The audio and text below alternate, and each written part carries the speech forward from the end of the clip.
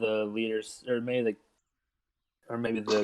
somebody said his training with the tribe wasn't going to be as good as him coming with us, and so he's willing to do or go through any danger. I gave the chief a nod, conveying that yes, I will take him under my tutelage. I don't know if that word was used correctly just now, but it sounded right in my head. I will did anybody ask if he has any special skills? Or is he just no, nobody's asked. Lucan pulled me aside and asked if I think it's a good idea, if he'll be helpful, if he'll be more of a nuisance. I said that I am willing to kind of have him under my wing, and nobody else needs to be responsible for him if anything happens. He's like my responsibility. Okay, well, while they're on their aside, I'm going to ask the tribal leader, does the boy have any special skills or talents? He's very strong, very wise. He's a quick learner. And out of all the young men to come up from before, he definitely knows the terrain. He knows how to read the terrain far better than previous tutelages from here. What's his weapon of choice? He carries a spear. Okay. And you see that like the boy just like carries a spear in his hand. Okay. But it's a good like 2-3 feet above the boy's head, so it gives quite a good reach. But he's a shorter person, correct? I mean, a creature. Yeah, 4 foot. 4 foot, 4.5. And you said he's 15-ish? About 14, 15, yep. Okay. Also, the definition of tutelage is protection of or authority over someone or something, guardianship. Nailed it. Thanks, Google. I'm pretty happy about that.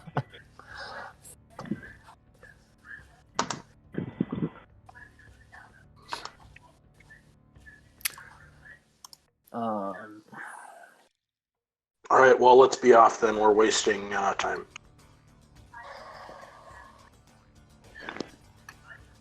Yes, let's get going. As we prepare to leave, I thank the chief for everything he's done for us. He nods back with appreciation, and also thanks you for giving the opportunity to the boy. Hard Knock is his name.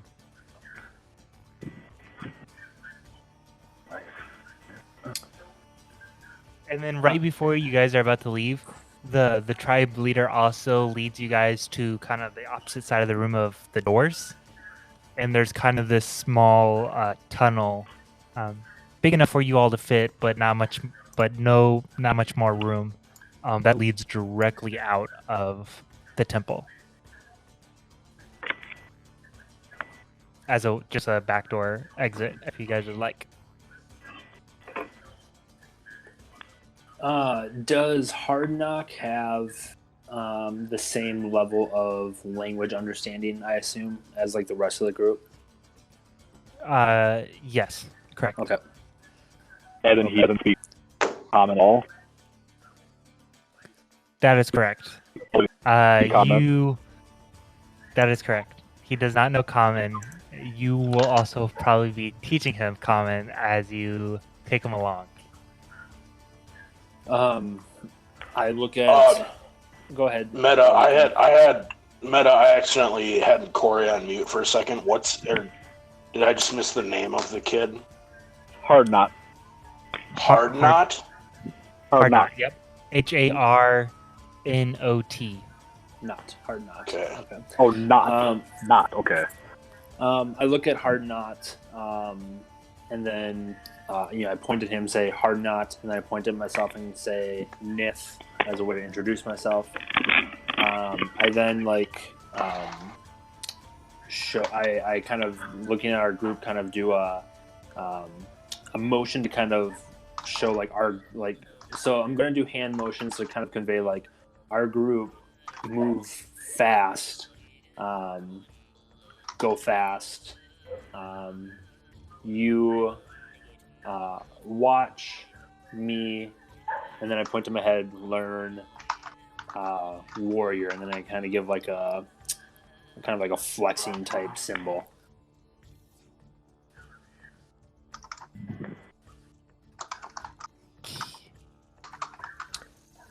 He kind of stares at you. Kind of looks at the tribal leader. Tribal leader kind of gives him a nod, and the kid looks back at Nif and gives you a nod. Fast. Watch I you. give him a head nod.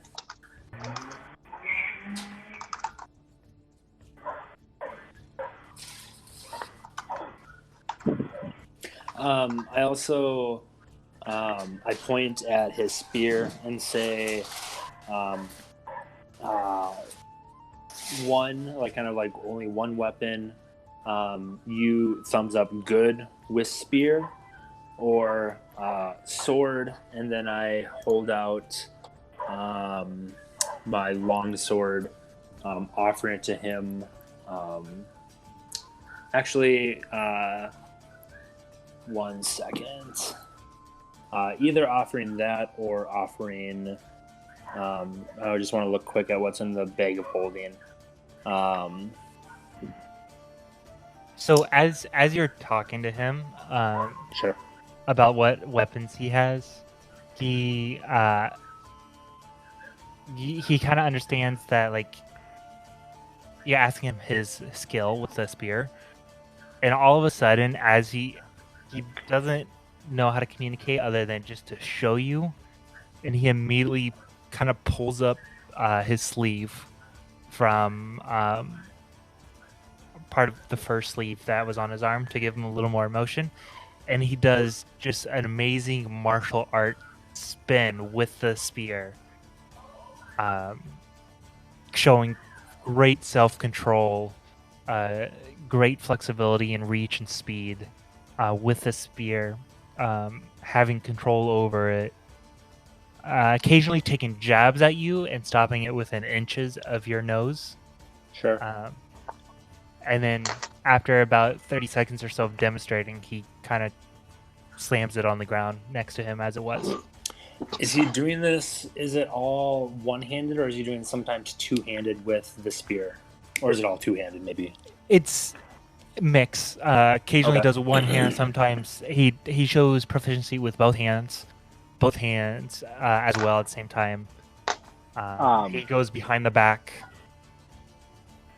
Okay, I was just wondering, like, looking at the bag of holding, like, if a shield would be beneficial, but probably not if he's having to do both hands. What does he have on for armor? I would say he's covered up in fur, but it kind of works as leather armor.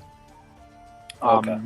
Meta, speaking of weapons, I think it was you, Jacob, that used the Sun Sword last week or 2 weeks ago when I died. Do you still have that, or do I have that back?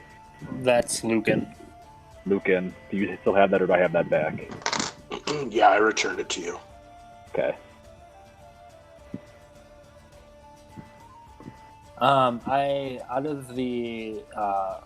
say then to Fury, why don't you reach into your bag of holding and offer him a dagger, in case he wants it, in case like he were to lose his spear in combat, he could at least have a dagger on him as a backup. I don't even reach into the bag. I just give him the dagger that I currently possess, not the special dagger, the regular dagger. Meta, I believe Esmeralda has a special dagger, or do you have the special dagger?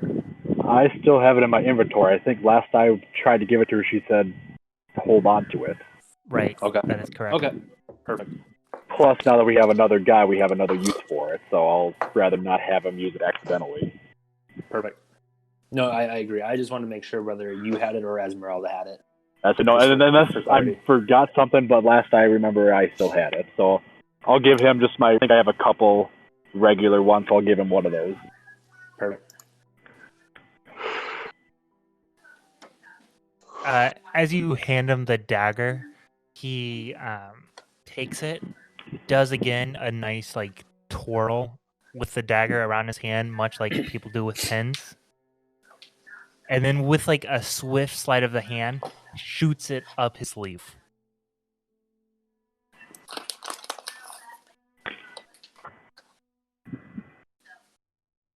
I give him a nod of approval, and then motion to him, and then say to the group, "Let's head out." I agree, and I start walking out the door.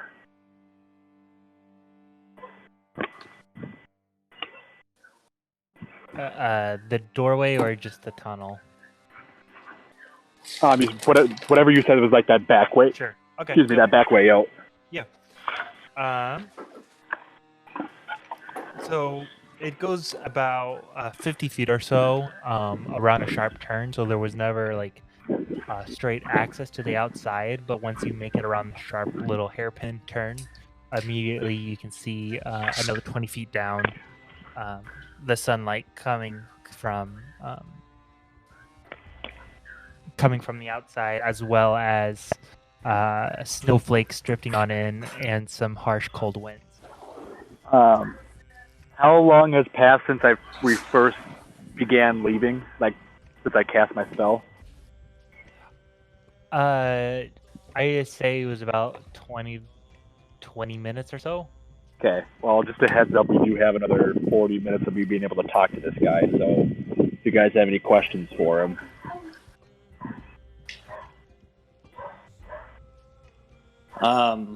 I would say let's ask questions as we're walking, just so we maintain time. Well, yeah, but I'm just saying we have 40 minutes until this spell expires. Yeah. I do ask him how far away from this land do you know? This is my first time leaving. Okay, so in other words, you don't know much. No. This is my first time. Okay. What is that? And he kind of points up to the sky. And it's just it's obviously cloudy, but it's one of those lighter clouds that it's a light gray. Occasionally you can kind of almost see the sun poking through.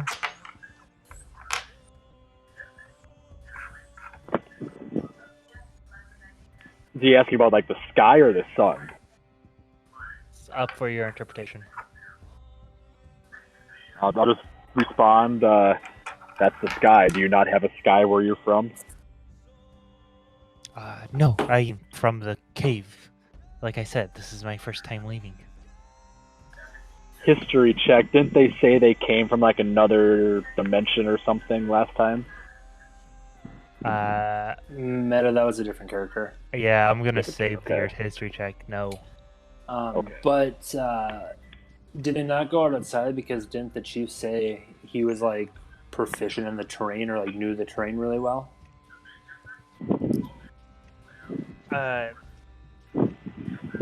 That is correct. Chief lied to us.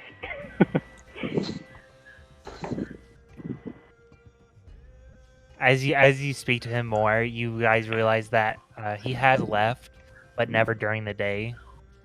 It's always been at night, so he's never seen natural light of any sort. It's always been by torchlight. Okay.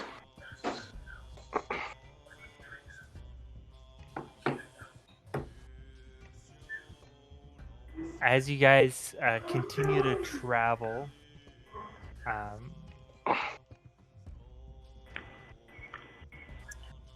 you spend about 2 hours or so. The first 40 minutes, obviously, having a conversation with Hardknot. Any other questions you want to quickly ask to him while you have the translation?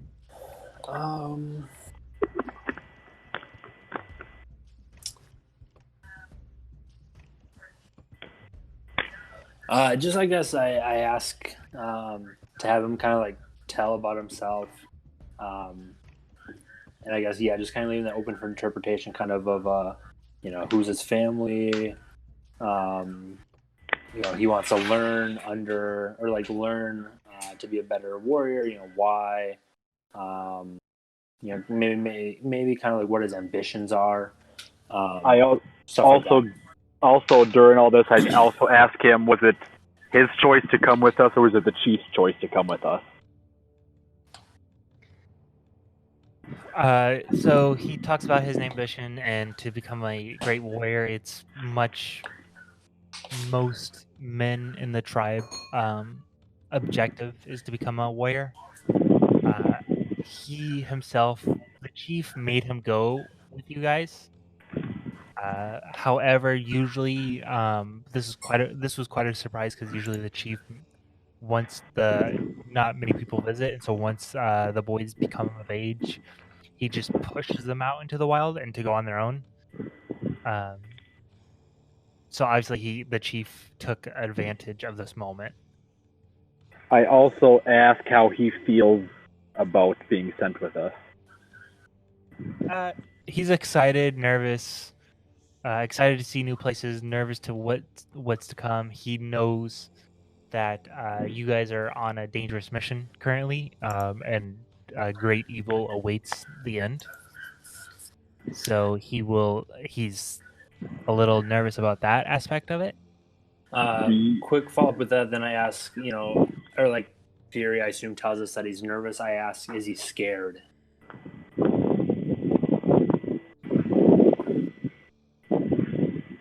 A little bit. I say good. A fool would be without fear. Do you know who Strahd is? I don't know who Strahd is. You haven't heard anything about him? Nope. Nothing at all. Is he like Sangros? Is he like what? Sangros. Who's that? He is the giant goat that lives up in the mountains. I asked the rest of the group if they know what he's talking about. I say, like, I look at him, but then, like, kind of talking for Fury to kind of translate. I say, we are unaware of this What was it? Sangzor. Sangzor. Yep. Well, okay. He usually presents himself when in need. So, but he is the giant goat that us mountain people worship, and not many of us get out. But I was wondering if any of you have seen him. I have never even heard of him. All right.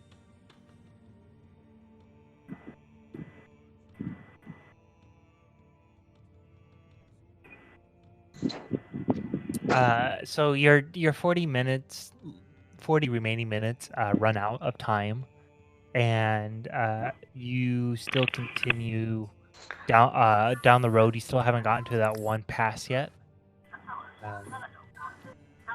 As you continue, there's about a quarter mile left, and you can start to see the towers on each side of the bridge on the east side, the side that you were coming from.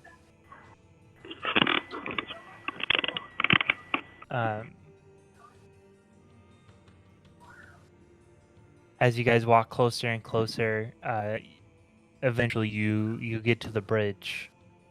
How would you like to proceed?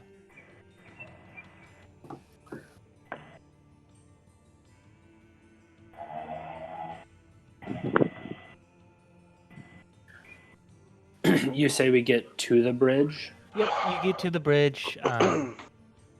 You guys were very cautious last time. I was curious if you're... Fury, didn't you say that you were reading a spell book while we were in there, and you found something that might be useful for this? Yeah, I sure think so. We'll see if it actually works or not. Let me read here for 1 second. I'm gonna make sure I understand the spell correctly. Meta, what was the weight limit on the bridge? Was it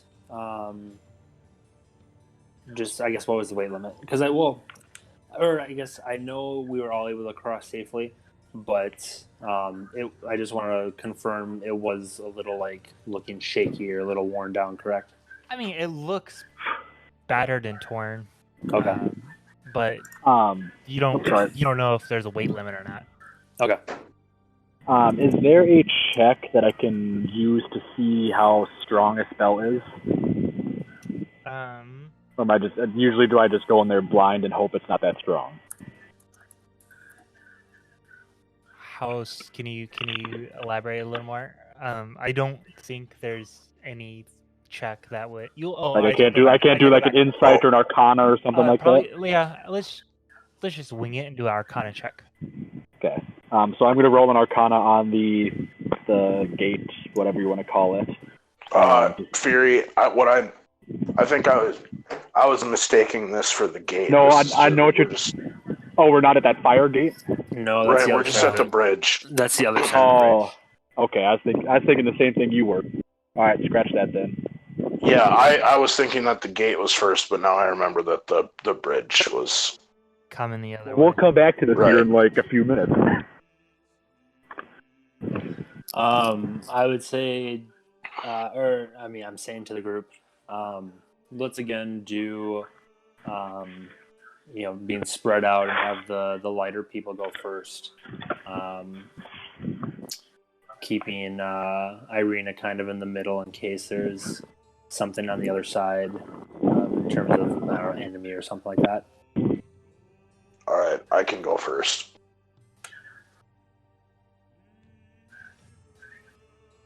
And I will proceed to just walk across the bridge cautiously. All right. Go ahead and give me a dexterity throw. Or a dexterity saving throw. Everyone? 17. All right. You make it across the bridge just fine. Who is next? Siri, why don't you go next? Okay. So you said a dexterity?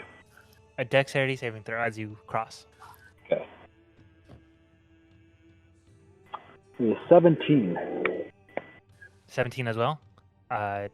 Yeah, you walk also, across just fine. To note, everybody, 1 second, I gotta look up what it is. Actually, maybe it wouldn't. I was gonna say, if they're within 10 feet of when they're rolling, would they get the +3 to their saving throw? Since I don't know if you want to add that on or not. I'm gonna say no because I'm picturing what I'm doing is they're kind of in the middle of the bridge when doing this, which is 40 feet away. Okay, perfect. So who is next after? Esmeralda and Irina, why don't you two go next? Okay.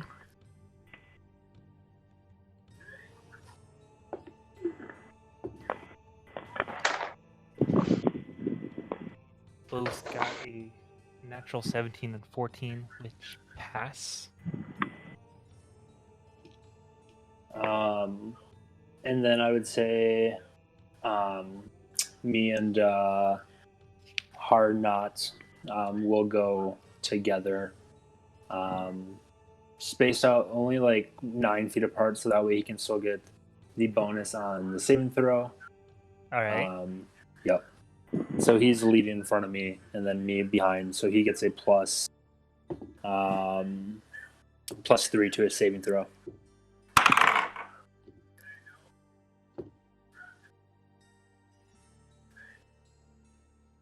And Nith, what was yours? 18. 18. All right. So after your +3 to Harnot. He only got a 7. He rolled a 4. So as you guys are crossing and you kind of get in the middle, Harnot is walking 9 feet ahead of you. Real quick, how long is the bridge? The bridge is about 80 feet long. Okay, and we're right in the middle? You're right in the middle. Okay.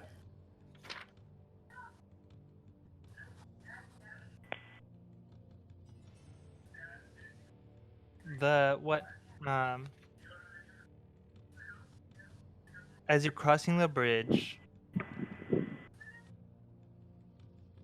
all of a sudden, Nith, you notice behind you, it all of a sudden got super dark. Real quick, as if something is kind of blocking out the sun. As you look up, diving towards the bridge is a creature of unearthly size. A bird so monstrous that its wings blot out the sky from above. It's a ginormous rock. Ooh. He's coming in. Claws grasped out, and he's aiming for Harnot. What'd you like to do? Can you restate that one more time? So the rock is coming in, claws out in front, looking at the trajectory that he's gonna come and pick off Harnot. Okay. Can I? I guess, do I have time? Oh, well, I guess I see it. So I probably have time. I want to run up to how far, or like how. You said giant bird. Can I get an estimate of like wingspan? Or more so, I guess I needed to know like the spacing between its talons, like, or its legs.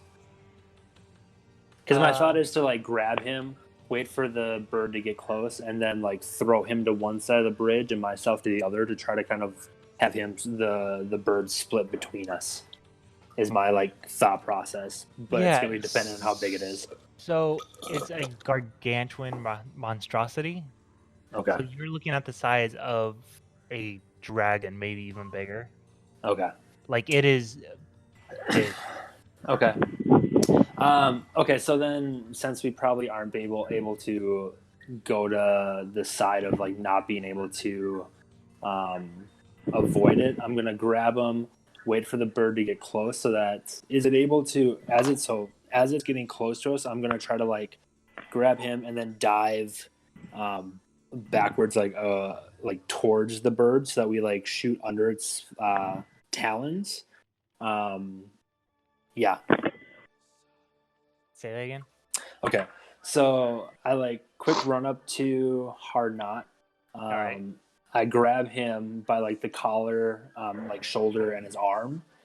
Look back at the bird, and then as the bird starts to swoop down, I grab him and we dive towards the bird, like along the ground, to try to for its like grab to go like behind us type thing. More or less, I'm trying to avoid. Gotcha. Yeah. Okay.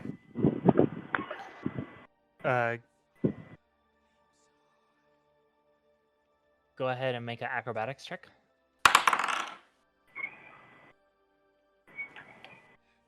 $22. All right. And the rock is just doing a dexterity, which is a 12. So you quickly you notice him. You take 2 lunging steps forward, grab Harnak by the back of his fur, and yank him down.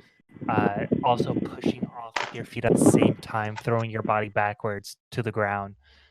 Just in time for this ginormous bird to overshoot the two of you and grab air and swoop back up.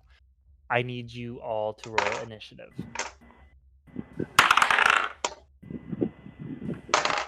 17.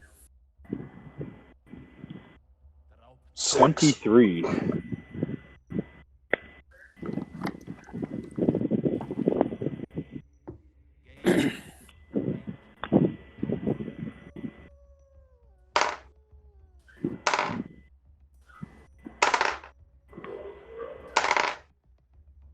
What was Logan's?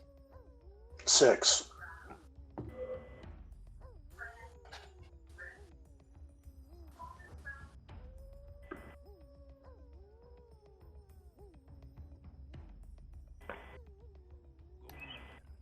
Fury, it's your move.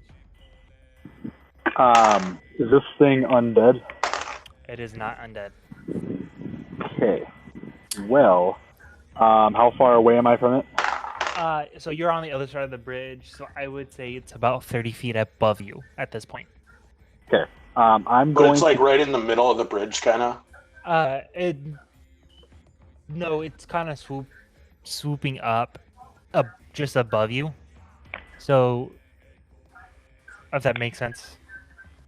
Yeah. Like Well, it I was thought it flying was going- towards you. It was flying towards you. It missed hard not, and now it's kind of like swooping up to like come back around. So okay. at this time, it's kind of above you. Okay. So I'm going to cast Firebolt, and that's attack roll is a unnatural 20, All right. Hits. and the damage is hold on.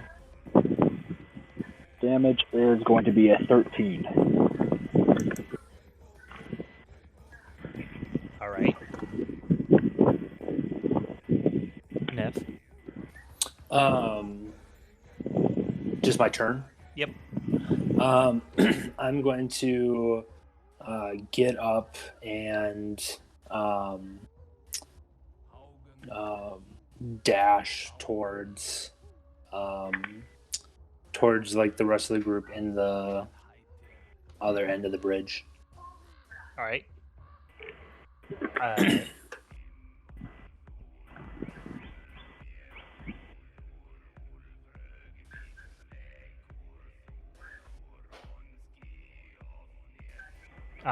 Esmeralda's up, because I'm assuming that's your turn, right? Yeah, because that gets me there. It gets Okay. me to the tower. Right. As you're running, your strength was also like just dragging hard not right behind you, no problem. Cool. Esmeralda. So did you go back to the other side, or did you come towards us? No, we did. I mean, we did like a 5-foot dive towards the other side, and then we okay, get up, so- and now we're running to you. We ran to you, Oh, okay. Okay. so we're now in the tower with you. okay. So So we're actually in a tower. Or the you're not in the tower. You're kind of covered, though. Some of you are covered. I'm assuming So- the group kind of just like walked a little past it, so you aren't covered. because you said it's like a oh, I can't. Never mind. I can't think of what I'm trying to call it. So there's like a gate kind of thing at the bridge then? I would just say an archway. Oh, Yeah, okay. that's what I was looking for. An yeah. archway that's like 20 feet wide. Okay. So there's some protection then. There's some protection, yeah. Real How quick far are the meta- guard? Go ahead, Lucan. How far away are the guard towers from us? The guard towers. Yeah, isn't there like other towers like around? Oh, the other towers would be. You're looking at 200-300 feet to the guard towers / the other gate. Oh, okay, so like a long ways. It's quite a ways if you want to go for it. Real quick meta. I was looking up like rock on Google because I was curious how big they were. Balerion the Dread is estimated to have a wingspan of 660 feet. The one thing I'm seeing for a rock is 430, so pretty big. Like, this is a like borderline dragon Yeah, in bird form. yeah. All right. So Esmeralda rolled a natural 1 on her firebolt, and she only has 1 attack. So we are to Lucan. Well, if I'm not under the archway, I want to make sure that I'm under the archway. So if I have to move at all to get underneath the archway to be pretty protected, that's what I'll do. And then I will. It's still like I still want to have an angle at it to shoot an arrow. So whatever kind of position I have to get in to make sure that I'm. So it was about a 15-foot walk, or it was 15 feet to get to the archway, and from there it's a pretty good I'm not going to count movement for you moving from one side to the other of this archway to get a shot off. Okay, all right. So whatever position I'm able to get the best that gives me the most protection while still being able to get a shot off. And then I'm going to and it's taken damage, correct? From Fury? Yeah. Okay. All right. I'm going to shoot an arrow. I'm going to shoot at it, and I'm going to use my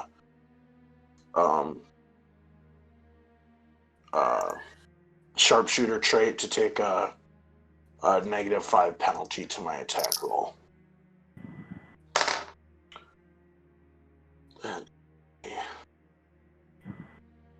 17 to hit. 17 hits. Okay.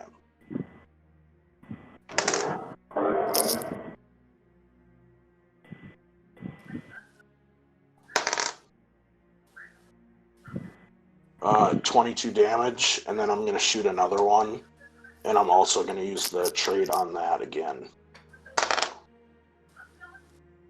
And that is a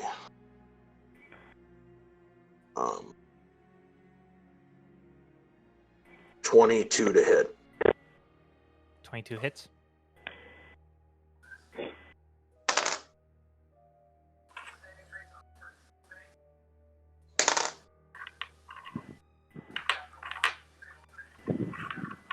Uh, 18 damage.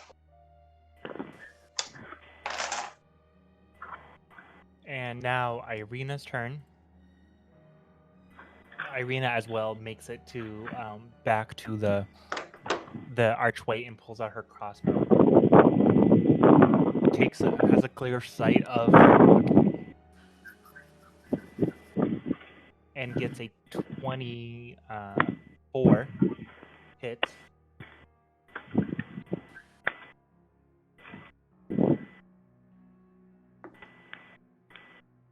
Does 7 points of damage.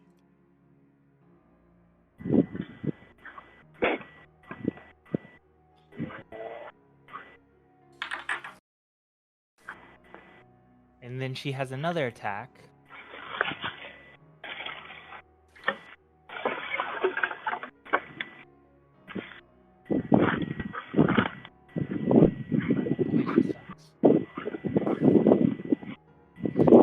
And again, she does her crossbow for a 18 this time, which still hits,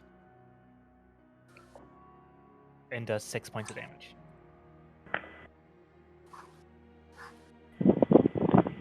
And at this time, it's the Rock's turn. You guys are all covered up under this archway. The Rock continues to kind of quickly look around, and knowing that it's too big to fit in this archway, and from not being able to get to its prey and taking on damage from you all, it lets out one horrific low screech that you've never heard before, and then starts to fly off back towards the top of the mountain where it came from.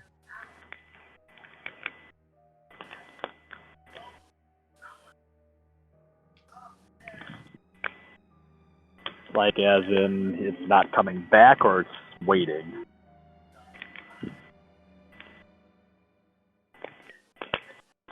Um, it's entirely up to you. How do you want to proceed? Are we still in battle? Yeah, but you have no line of sight of this creature.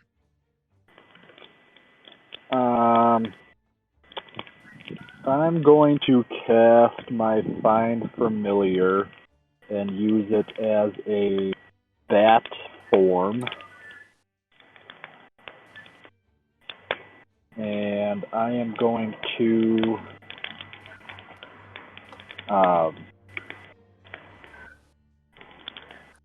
so you've seen Game of Thrones, correct? No. You have not. Yes, So I've you seen it. okay? I've definitely seen it. So as in when Brant is like taking control of animals, he can see and everything, but he cannot move at all. Yep. That's pretty much what I can do. Okay. So I'm blind, I'm deaf, I can't do anything in my physical form, but I can see and hear and everything that the bat does. You're saying a bat? A bat, yes. Okay. Like echolocation. Yep. So I'm gonna do that, and I'm gonna fly up towards that general location to see if I can find the rock creature. So you're just assuming there's a bat nearby, and you're taking possession of No, it, correct? it's Find Familiar. I can, out of nothing, I can create a familiar that takes the form of what I say it is. Got it. Okay, cool. Yeah, it's a new spell that I have. So bats can move 30 feet per turn, so the bat is only able to get about 30 feet away from you up.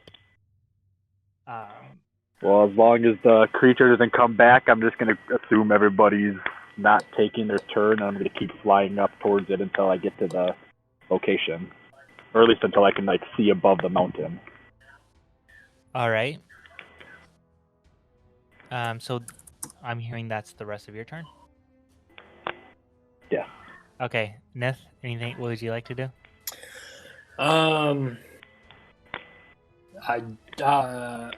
I assume I'm aware of what Fury's doing. Like, I can see that he's, doing whatever thing with a bat. Yes. I just stand pat. So, nothing. Esmeralda does the same. Lucan? I'm going to look Harnot dead in the eyes and say, if you weren't scared before, you should be now.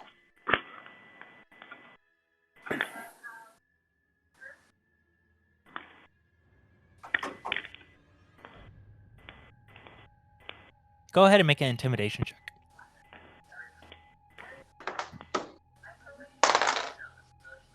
Uh, 14. He his lip starts to tremble a little, because he's kind of scared of you right now, thinking that you're blaming him. Okay. Even without him understanding him? Yeah, because Well, he can it's not still like I was understand. speaking. Sorry, go ahead. He can still understand the facial expression of Lucan. Yeah. And it's not a pleasant one.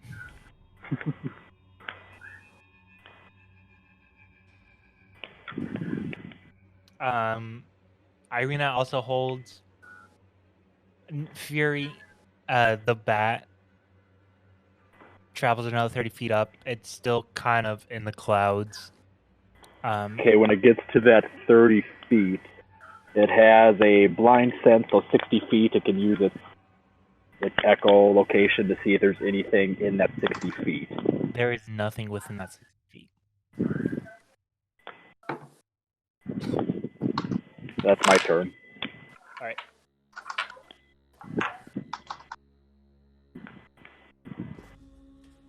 Nith. I say, I ask Fury, what are you seeing? I'm deaf and blind. I do not have any clue what's going on right now. Oh, okay. Well, I don't know if it's gonna. So I'm talking to the group now. I don't know if it's coming back, But maybe we should, I guess, wait for Fury to come back before just leaving or moving on.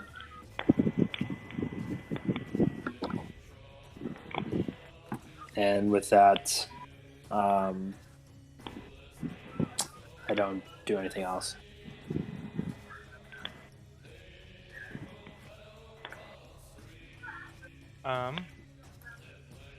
Esmeralda and both Irina both agree that they think time is right now it's pretty safe. Lucan, any input? I think that it'd be best to get moving when we can before that thing decides it wants to come back. We have to wait for Fury. Yeah, I know, but I'm saying, like, hopefully he hurries the hell up. Gotcha, yeah, I agree. Fury, it's up to you. My turn again? Back to you. Yep. I'm going to drop out of that state and just say it's not within about 120 feet of us, so it's up to you guys if you guys want to continue or not. Yes, let's keep moving. I agree. Okay, well, let's go then. And Corey, for future reference, this bat is around until I say otherwise or until it's killed. Cool. Okay.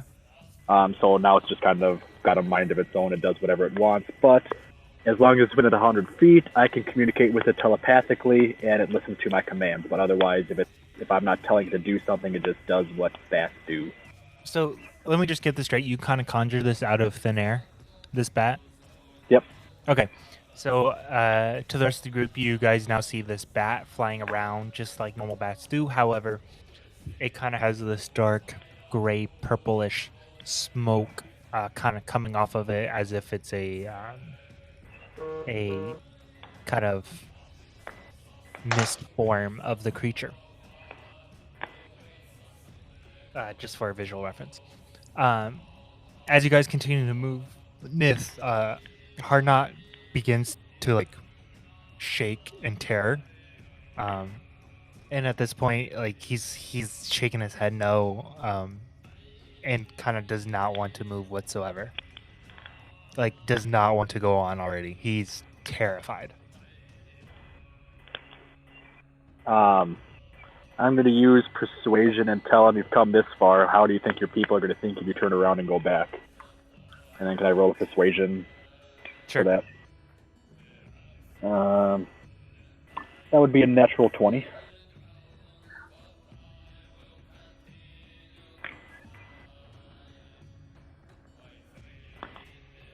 They will. I think they will understand once I give them the stories I have already shared. I also would like to get us moving out of this area if that thing out there still exists. I look at Hardknot and say, you can go if you wish, but no, the world is filled with danger. Being scared will not prevent danger from finding you. Best if you continue with us to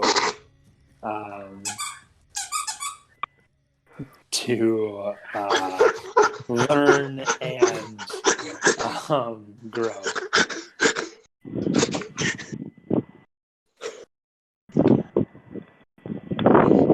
He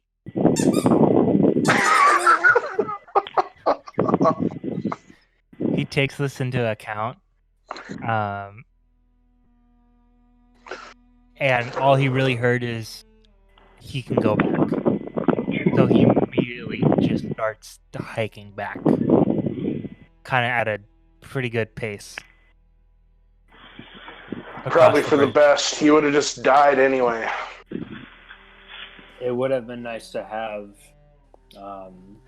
an extra sword in our quest, but you might be right that it might have been more hassle than benefit.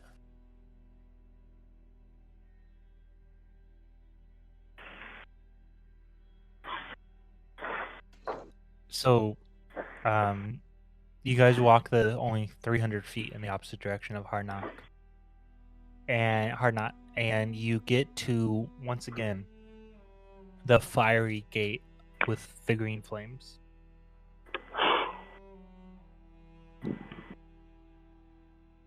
Now it's my time to shine. I'm going to cast an Arcana on it to see if I can sense what the level of the spell is, and I rolled a 13.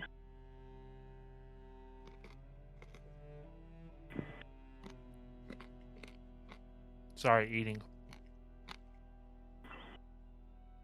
So you're seeing what the spell is for the flame. Well, not even so much what the spell is, but seeing if I can see how powerful of a spell it is.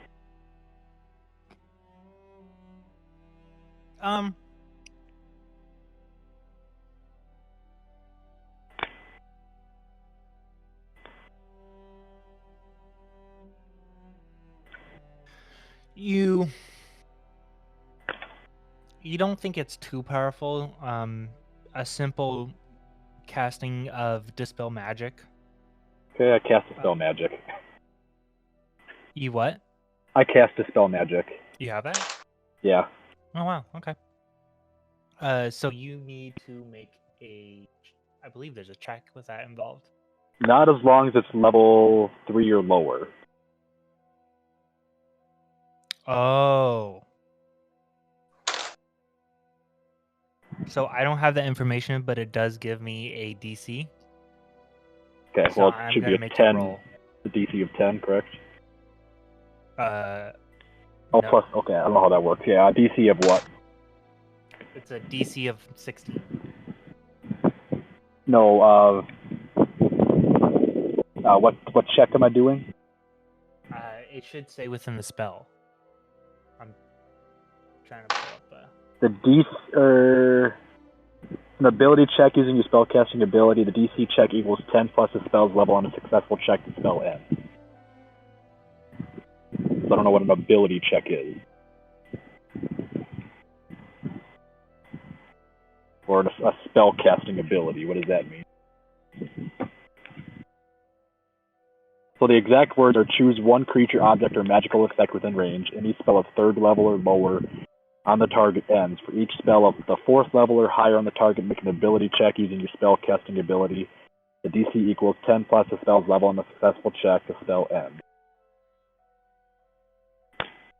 Wouldn't it just be successful because it's probably not higher than a level 3?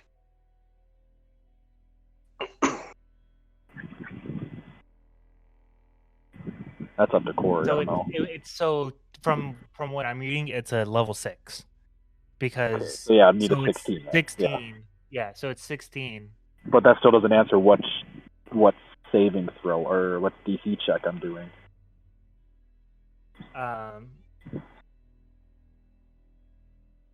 So it says whatever my spell or my spell casting ability. What's right, my spell casting ability? Notice on your spells there's a +4 modifier.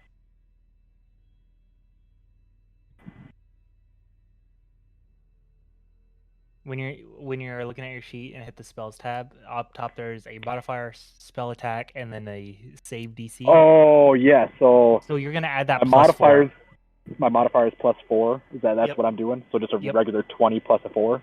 Yep, correct. Okay. And I got a 21.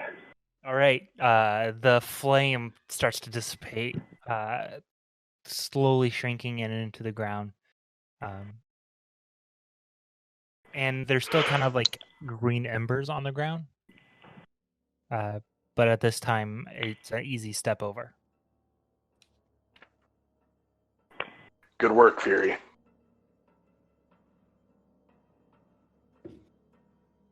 You said I was useless. Maybe that was Esmeralda, that bitch. Well, I'm starting to think the other thing, because that's twice now you've kind of had some cool stuff. Maybe you should die more often? There's some good stuff in that cave.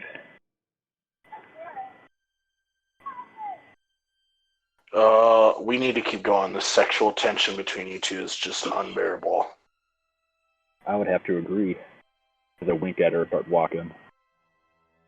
Ugh, and she just lets you go ahead and waits 20 feet before she starts. How far back did you? You said he was like 300 feet. He's pretty far back by now, or not? He's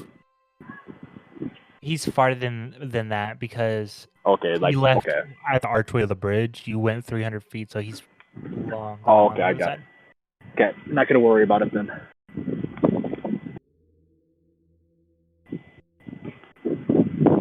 As you guys continue down through the road,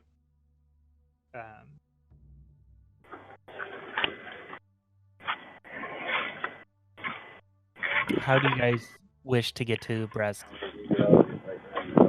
You all remember that before when you went there, you ended up coming this way and then climbing off the paths,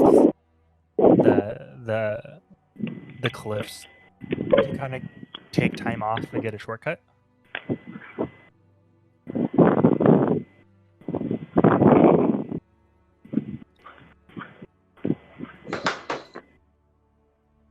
What did you just say about shortcut?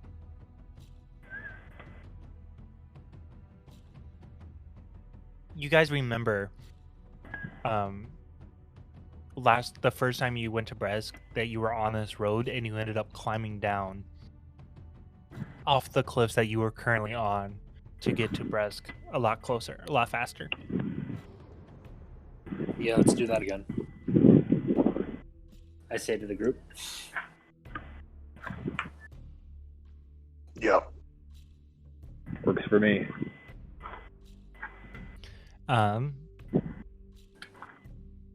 How do you guys wish to rappel down?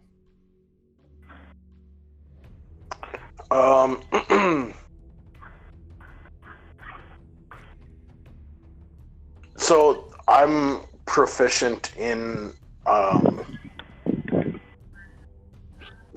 in mountain terrain. Like I'm really good and natural in this type of terrain. So it says difficult terrain doesn't slow our group's travel. Does that I mean, does you're that not have like any, traveling through. You're just right now trying to like get down from a cliff. Okay. How high is the cliff? It's about 60 feet down to more walkable surface. So the fact that I'm like really good in this type of terrain doesn't necessarily give us any kind of advantage or anything while like we're rappelling down the side. Not yet, because it's pretty linear. Okay. I say to the group, I will cast Featherfall. I was thinking the same thing. And so then, let's see. There's 5 of us, right? Yep. Okay, so all 5 of us can jump off, and then I can cast it, and then we will land at where it's more walkable. As much as I didn't like this idea before, when we did this, Esmeralda is talking. Why don't we just all get it in the bag, and then one of us does Featherfall? Featherfall can do up to 5 people. Yeah, so I can cast it for everybody. Oh shit! Okay. Yep, up to 5 people, including the caster. Good thing Harnot left. So, was that Esmeralda talking or you talking? That was me. Okay. As you guys get up to the edge of the cliff, Irina and Esmeralda both hold hands. Who's next? Irina's on one, and everyone else is kind of on the other end with Esmeralda. Who's next to Esmeralda? I'll be next to Esmeralda as I grasp She her hand firmly. reaches with regret, not regret, but like just with a Reluctancy. little bit of hatred, your hand. And I just squeeze it ever so tighter.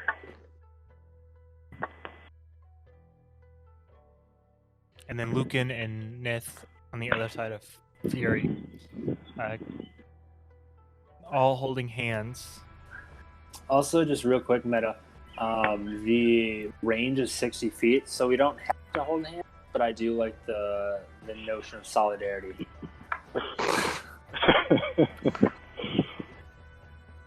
I'm gonna remove your meta on that, and you just tell the group.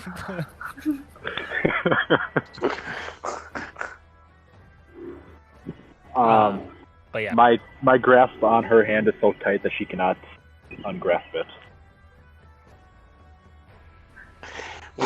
When you say it meta, when you say your grasp was tight, I just picture you squeezing her hand so hard that it's like hurting her. yeah. Well, if that's what it takes. What?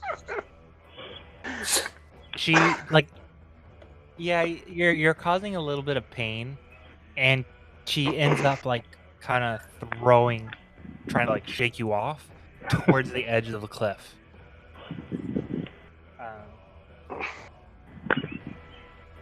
But like you don't move too much. You maybe take a step. But anyways, at that, she looks at Irina.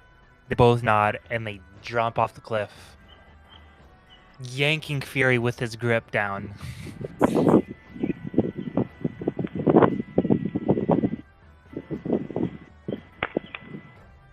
I just accept the fate and I fall. Followed by Lucan and then Nith. And then who's casting Featherfall? I am. Nith. And it's here. Let me look it up just to double check again. It is 60 feet per round, so I'll just cast it at any point that we're in the air to land safely. Because you said it's a 60-foot drop. Yeah, it's a 60-foot drop. Convenient. Yeah. Irina and Esmeralda are like 2 inches from the ground before you cast it, just stopping it just in time. They softly touch the ground and they kind of like brush off, and they're like, "Oh, that was close, wasn't it?" I let out a chuckle. But now with you guys kind of still in the mountain, but off the cliff, Lucan starts leading the way with the advantage of having proficiency in this mountainous terrain as of right now.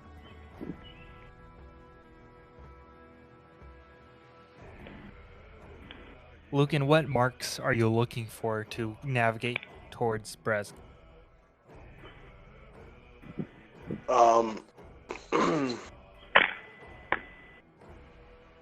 We're in mountainous regions, right? Or mountainous terrain still. I'm also like proficient in forest terrain, so I'm gonna kind of like use singular trees as marks of, you know, like I remember this from the last time. I remember this tree, so we're going the right way. And then as we get into the forest more from coming down the hillside, I'll, you know, I can recognize that just by the way. Burst your bubble, but there isn't really forest. It kind of leads the mountainous terrain just leads into the swamp at the bottom. It's kind of like a prairie. Okay.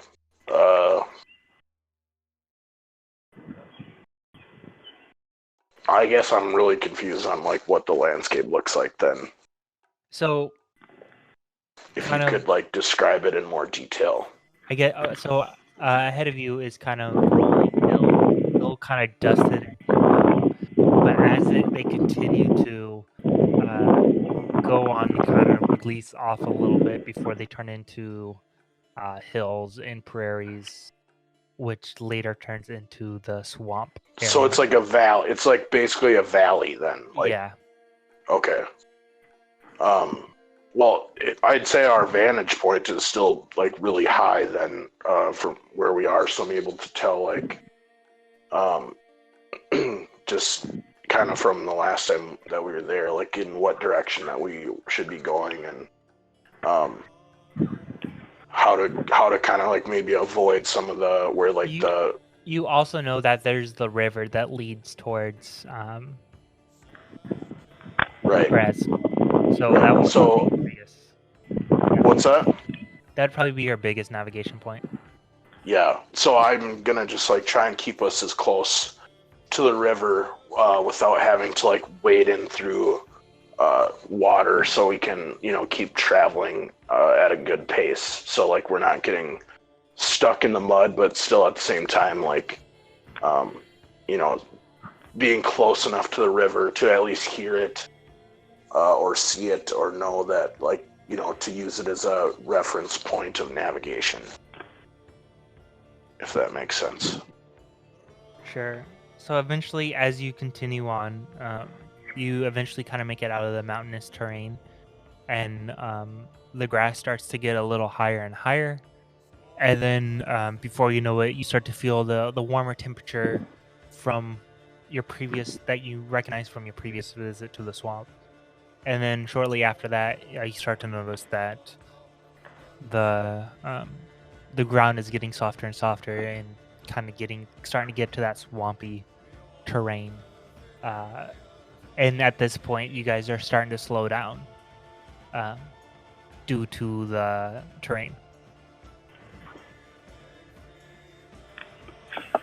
But after about 30 minutes or so of walking along the river at this pace, you start to see finally on the horizon the ruins of Braz that you once remember the great witch battle of Baba Lysaga.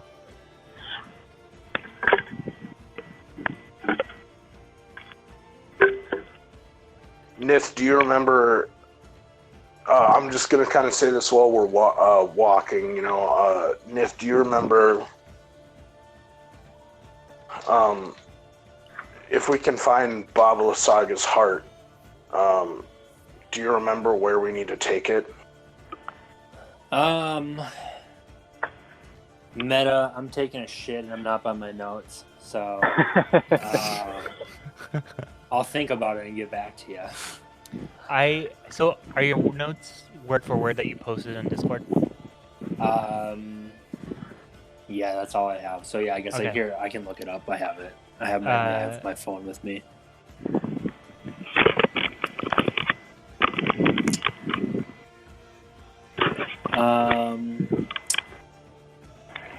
We have to place baby lasagna's heart on a water altar.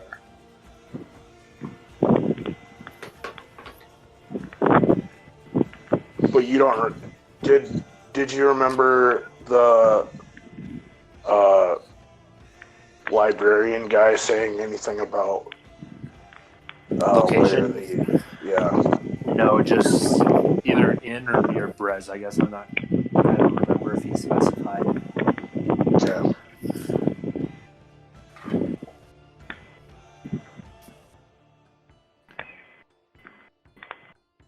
How close are we to Brez? You're probably still another 15 minutes until you're to the outskirts of the ruins. Okay.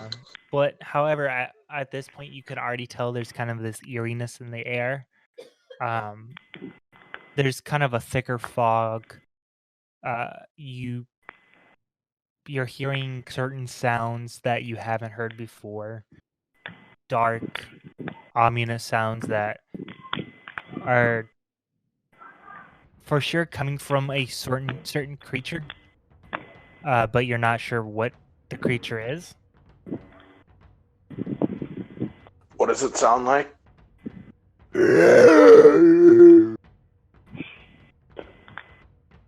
That's like coming from up ahead.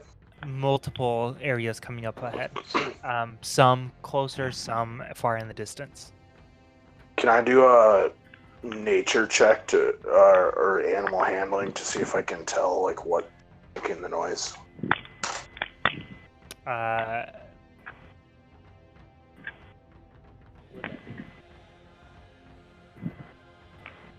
would say nature.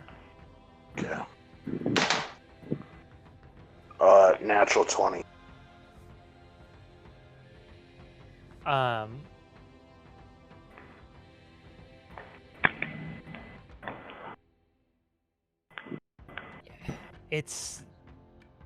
You're not 100% sure, but if anything, you've never come across this creature, what you think it is. But you've heard many stories from other rangers who's traveled across the Forgotten Realms area, and you remember one particular man's recollection of him, and his name was Volo. And from the sound that you've heard and the descriptions that you remember, you think that they are known as the Lost. And he's out. Hello. Oh shit. So what did you last hear? You said I've heard stories of this creature. You've heard stories of this creature, but you're not but only stories. You've never come across one or seen one. But from stories of a man named Volo, you believe that the creatures you are hearing are the Lost. Sorry, are what? The Lost. Okay.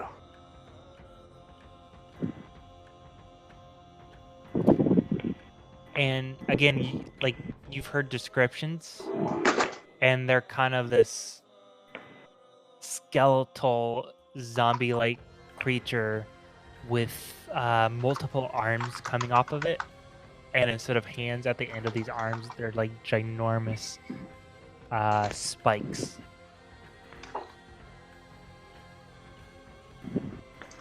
Guys,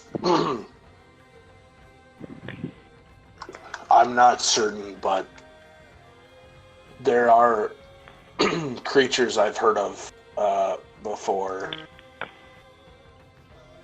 Based on the way it sounds, I've heard from other travelers that of these kind of creatures, and we should be very careful. We could be in for quite a fight if it's what I think they are. I hope I'm wrong.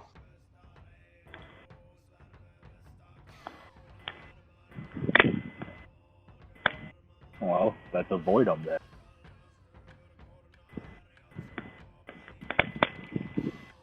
Do you know where they're coming from, or like where, like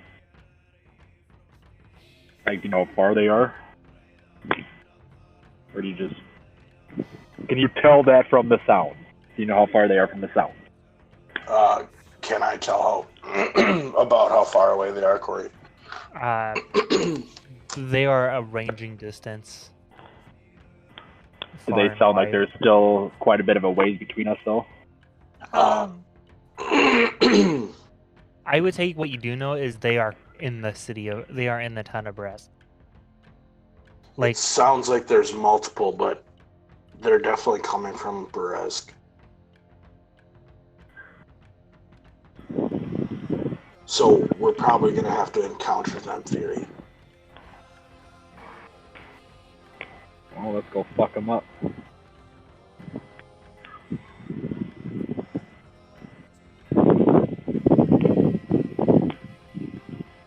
are you in a wind tunnel, Joe? Am I? Yeah. I'm sitting outside next to a fire. Does it sound windy? A little bit. Oh, sorry.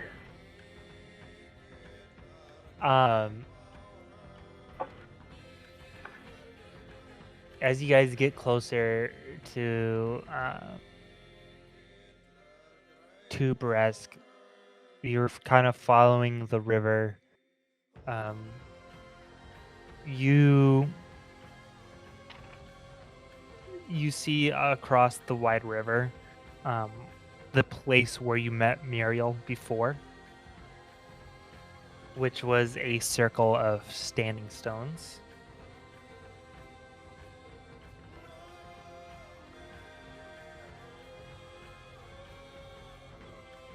How foggy is it here?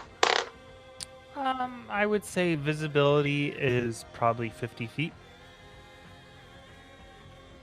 Like how thick would it be from like above? Same. Okay. I'm gonna. Oh fuck! I can't whistle. Try and signal to Solo if he's in the area.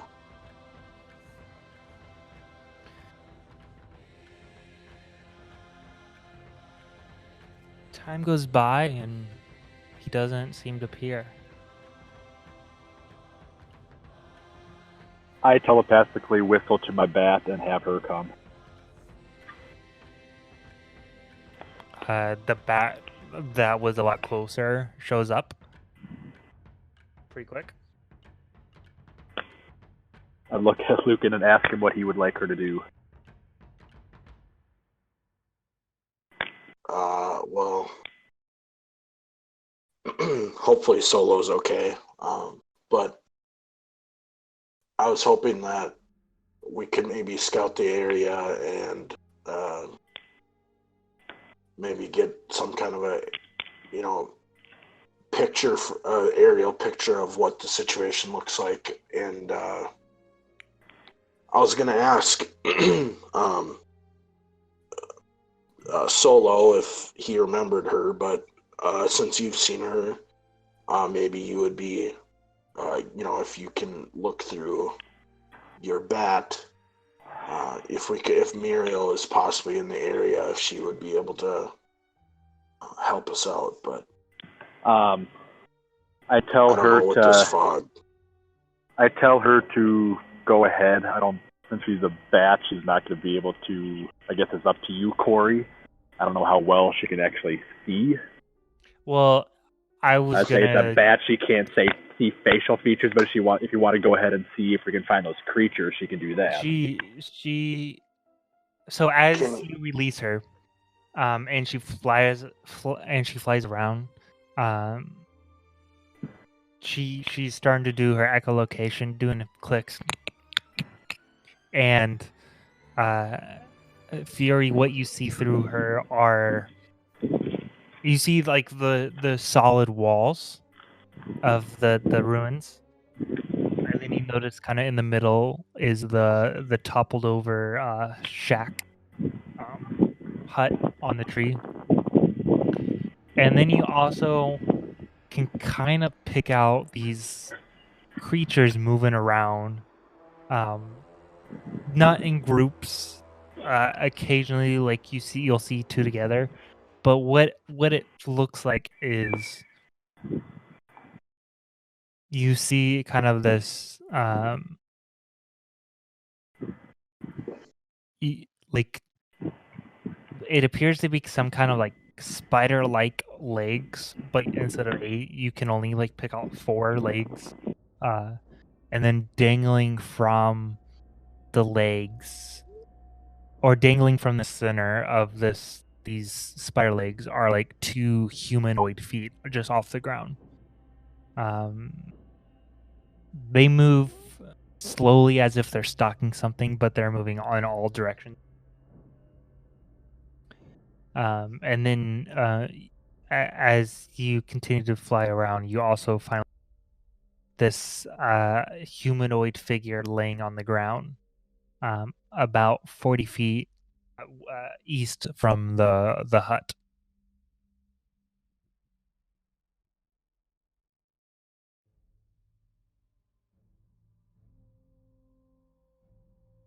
as you all are all waiting for a Sorry, few, I muted myself. I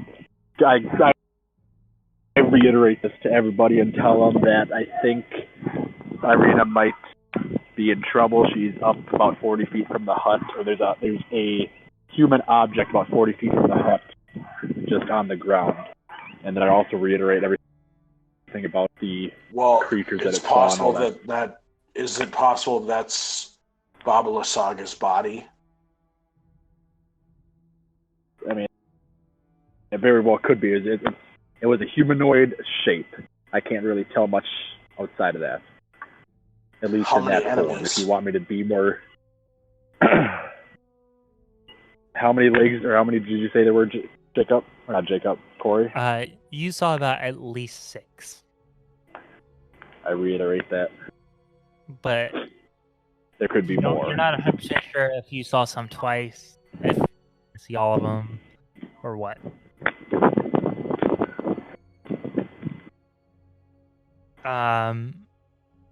And also just to point out that while he was like in his trance, since Fury was in his trance, Hawk Solo did come in and kind of swoop down. He was just at a farther point. Okay. I'm gonna pet him and give him a little treat, and then I'm going to cast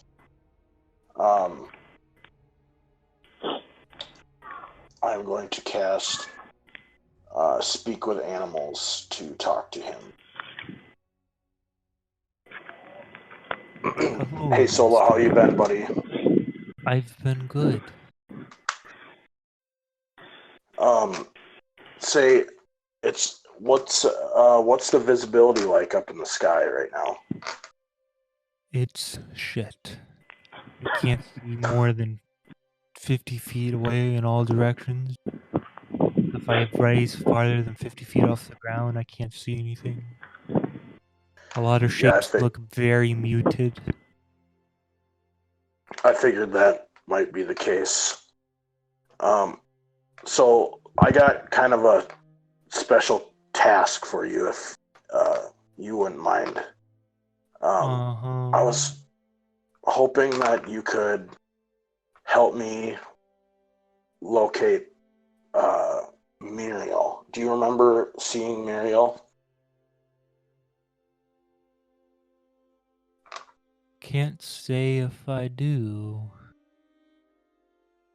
Well, the last time we met her was about right in this location. And she looked to be like a normal human female. But the last time that we seen her was fleeing from the village up ahead. And she was kind of turning into this like tree type of like plant creature. So I was just hoping, and we might need her help. So I was hoping that you could, if while you're flying around the area, if you could let me know if you're able to, if you could try and find her, and or let me know if you see her. I will be on the lookout. One other thing, Solo, before you go, we're also supposed to be looking for a water altar. Have you seen anything like that previously in this area? Or if you haven't, maybe you could keep your eye out for that too, and fly back to me if you see something. I will. All right, thanks, buddy. And I'm gonna give him like another treat, and then let him fly off. Yep, he takes the treat and flies up. Kind of just dissipates into the fog. At this time, since you guys have been talking, you notice that the sounds have been getting a little louder. You haven't seen anything yet, but you can distinctly pick out 3 different locations from what these sounds are coming from.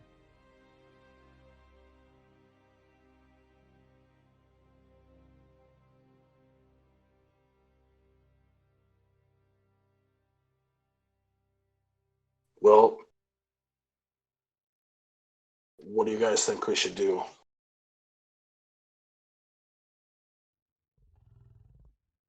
Nith? Real quick, Corey, can you remind me or us where we are? Like, are we on like the south side of Perez, or did we? Because I know Lucan made the comment that well, actually, never mind, because I wouldn't have been able to hear his talk with Solo, so never mind. So I guess just where are we roughly in relation to the town?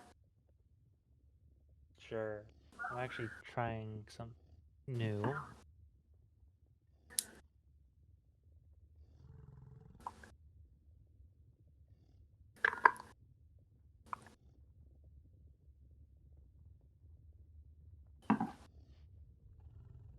Right.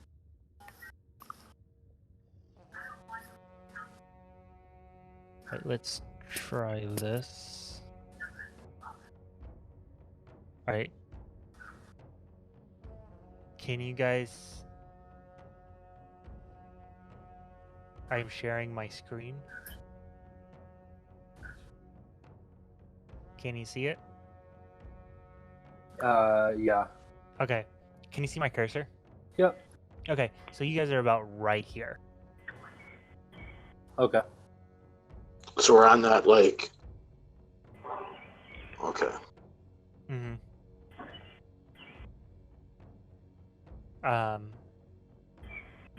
You know from your previous visit, you met Muriel over here,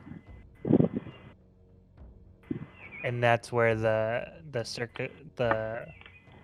circle of pillars are. Where is the hut? So the hut and the battle was kind of in this area right here. Okay. And then which way did Muriel run off to after I last saw her? North, this way. North. Okay.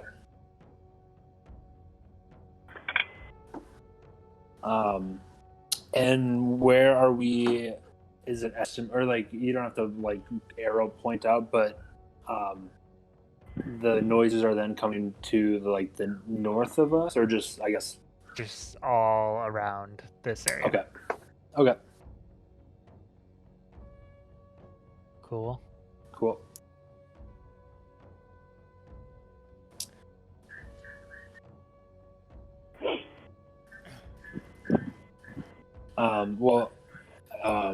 We do need to get baby Lasagna's heart. So I don't know if it would be if we all necessarily need to go to where that humanoid figure is that's laying down, or if somebody that's stealthy would want to sneak up and try to get it while we wait here. I'm open for suggestions. Corey, meta question. Can my trying to blank on the name. Can my familiars, can they carry things? I'm not 100% sure. I'm gonna say no because it's kind of like a illusion. Okay. Well, okay. Hawk Solo can totally carry stuff.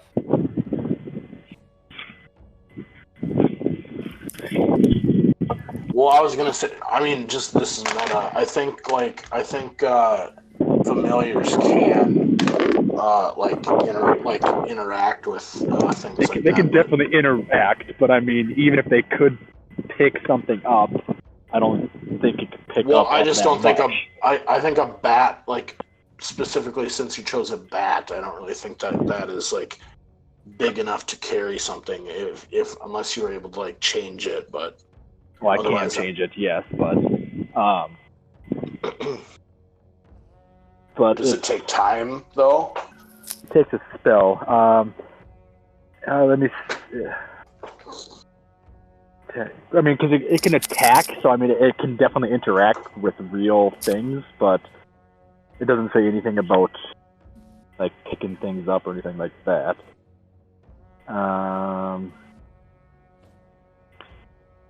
Yeah, so I don't think it can transform to anything that. I'm gonna say no, it can't interact just because it says it's the spirit that takes the shape of an animal form. Okay. So I don't see it having like tactical. It does, because it says in here, your familiar acts independently of you, but it always obeys your commands. In combat, it rolls its own initiative and acts on its own turn. Your familiar can't attack, but it can take on other actions as normal. So it can like distract the creature, like interact with the creature. But I guess attacking is a bad way to say it, but it can interact in the attack phase.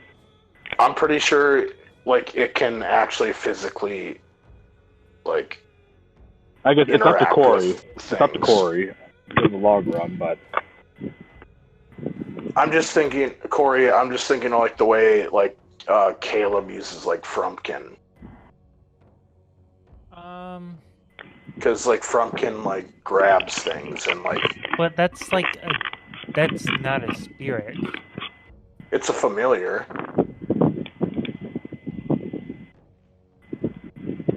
The way I see it, Trevor, it's kind of like in Harry Potter with their Patronus. That's kind of what it is. Like it's like a spirit. Almost. I think it's like more tangible than that.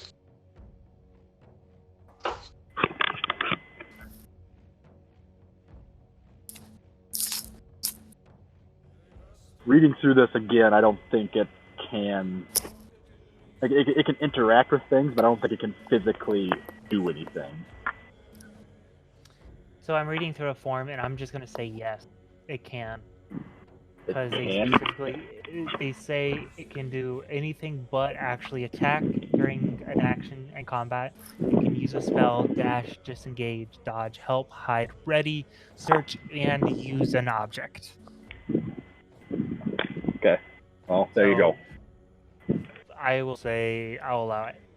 But I'd still say it can't pick up. It's a bat. It can't pick up something that heavy. Yeah, it will still be dictated by the animal. Yeah. Okay. An owl, on the other hand, that should be able to pick up a heart, don't you think? It can pick up. Talking to the group, asking this to the group. Oh, okay. Yeah, I would think so. I mean, they pick up like rabbits and stuff. And it should be able to, if it does need to dig through anything, it should be able to dig through the chest to get to the heart. So an owl might not be too bad of an idea. An owl or a hawk. Or we can do something that's not flying, but flying is probably going to be the easiest route. Yes, I agree. Okay, I'll cast it again to transform it into a owl. And the owl pretty much does the exact same thing, but instead of having the echolocation, the owl doesn't provoke opportunity attacks when it flies out of an enemy's reach, and the owl has advantage on wisdom perception checks that rely on hearing or sight. And it has dark vision. So, yeah. Can you just change it like poof like that, or does it need like? I just need to recast. Do anything? No, I just need to recast the spell.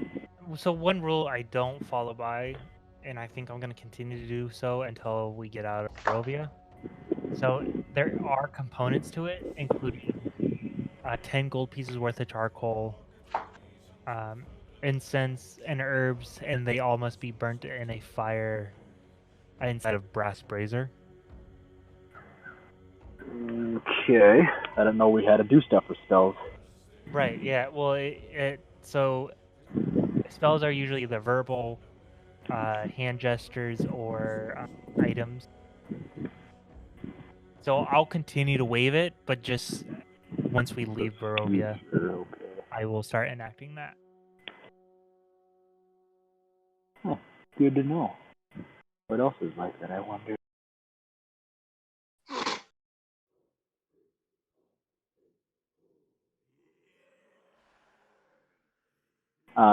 Anyways, I got a few of them like that. Yeah, so I guess if you're not going to worry about it, cast into a owl and I send it to the area that the body was. Ooh. Ooh, and it flies off. What kind of owl is it? Is it like a snow Barn owl. Barn owl? Barn owl, no doubt. Okay. As it's flying off, what do you guys intend to do? Quietly and stealthily wait. Go ahead and give me a stealth check. Who wants to be my Holdor? Myth. I think that's probably fair.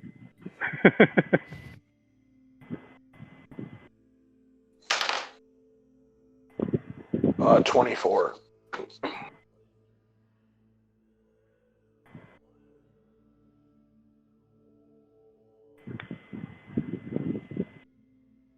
I will.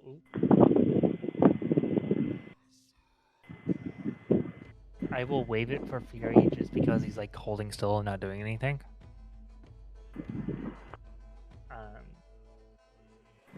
Nith, what was your stealth? Real quick, can you? I guess I must not have been paying attention super well. What are we doing? I was under the impression the owl was just flying ahead, but yeah. Yeah, we're just waiting for the owl. Okay, so you just okay. So we're trying to be stealthy. Okay. I have 16. Right.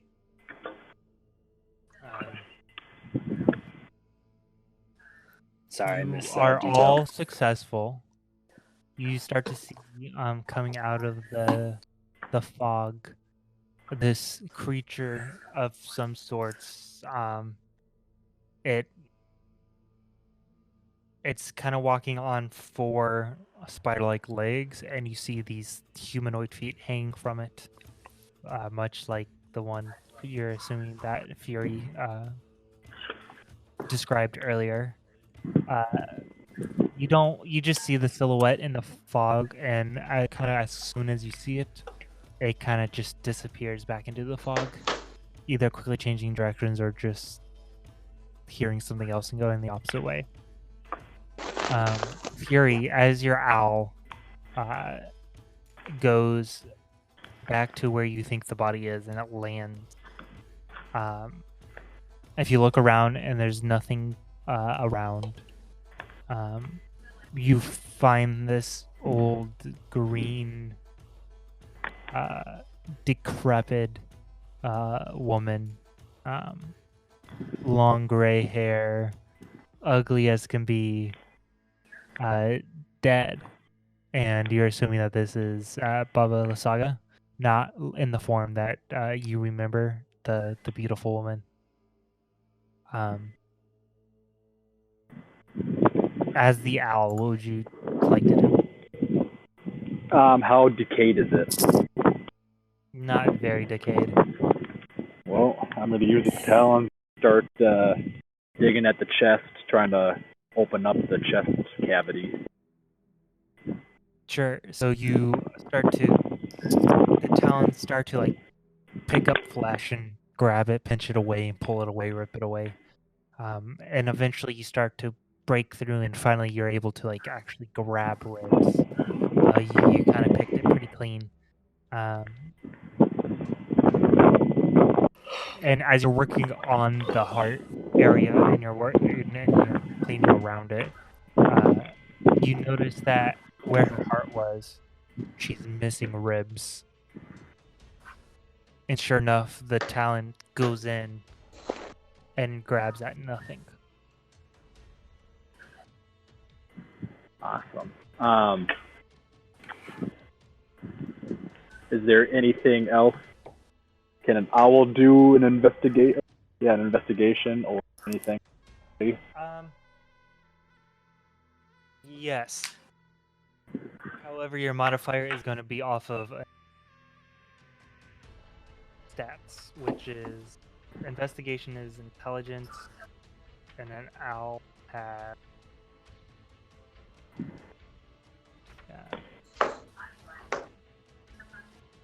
Owl has a -4 for.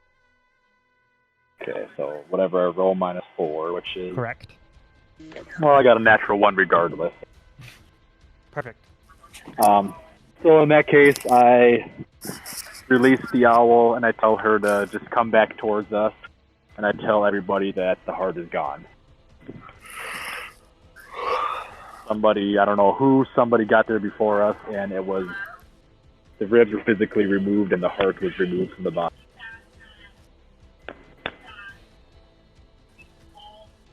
Like, and Esmeralda kind of speaks up.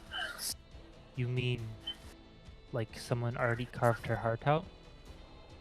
Well, I don't know what else would be able to do that to ribs, so like it was almost like everything else was perfectly fine except for those specific ribs were removed.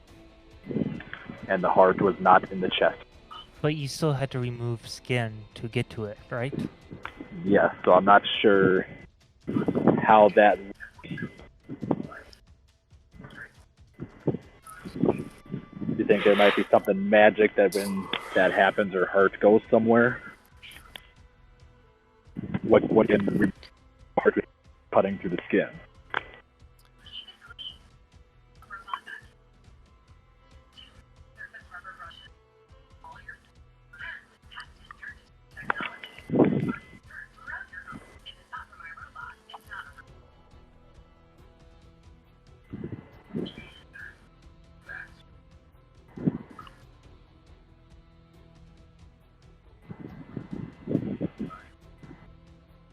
Did I lose you guys?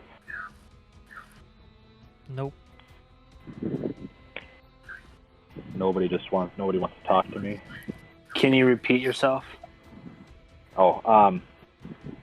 I said it seems like something removed the heart without actually cutting through the skin. What can do that? Or do you think it's maybe possible that her heart was already separate from her body, and her body was surviving without it?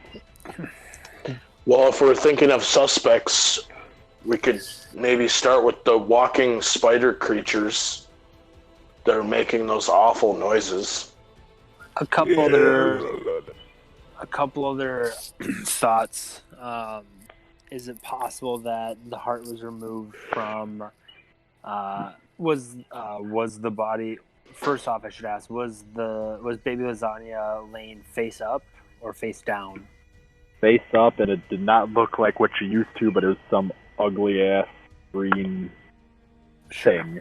Is it possible that they removed it from, from behind, and then like flipped her over so we couldn't see that it was removed from behind?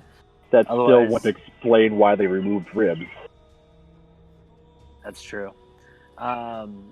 That's why I'm thinking almost maybe it's one of those things where she's surviving separately of her heart, and her heart is kept somewhere different. I mean, if her heart's so special and she's this powerful of a sorcerer. Yeah, I guess I'm unaware, but I mean, it seems plausible if that is a possibility within D&D.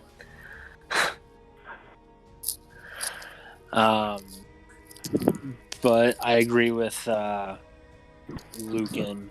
You know, we could either. I mean, even if if the spider or the lost are friendly, great. We can ask them. If not, us trying to investigate around the area, chances are we're gonna have to fight them, regardless. Unless we're just careful and sneak around and look around places. But if we don't find anything in the area, we might have to confront them either way. I don't know. Well, what do you guys want to do?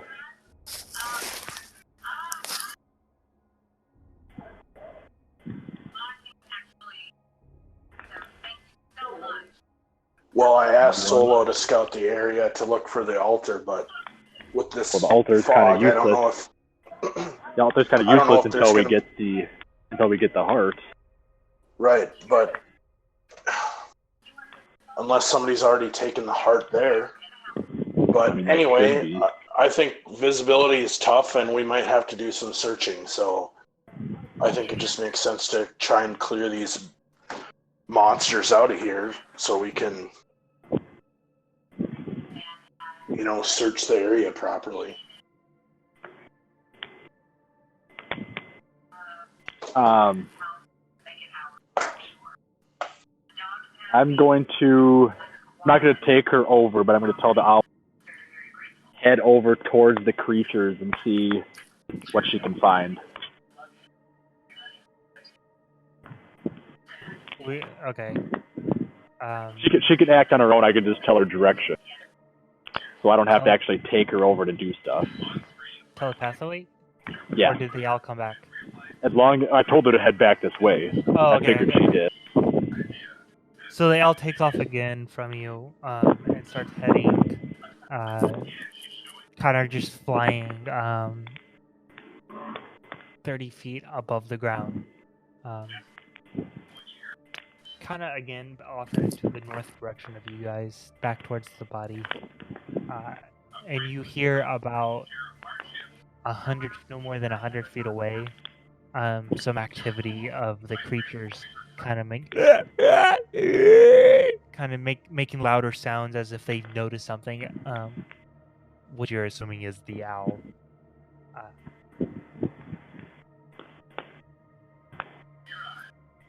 Does she say anything to me? As she comes back, she doesn't. She tells you that she didn't notice anything.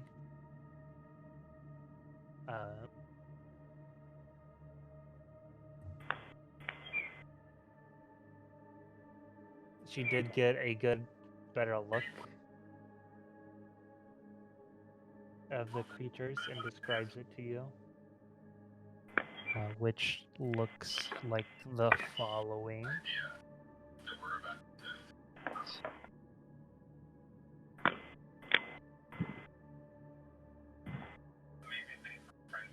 Throw it in images.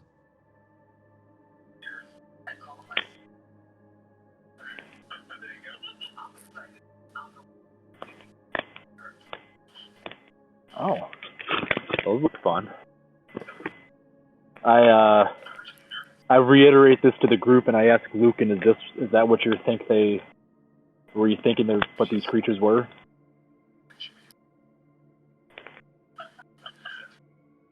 Yeah, that sounds like what has been described to me as what they look like. What do you know about them?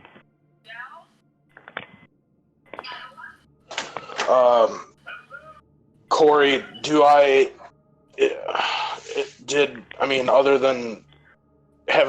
know anything about them from what I've been told by travelers, like any kind of traits or anything about them?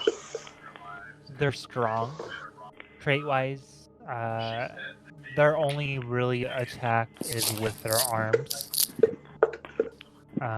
Whether using their arm spikes, or they can. Do I know if they walk two-handed, or if they are on two legs, or do they go on 6 legs? They vary.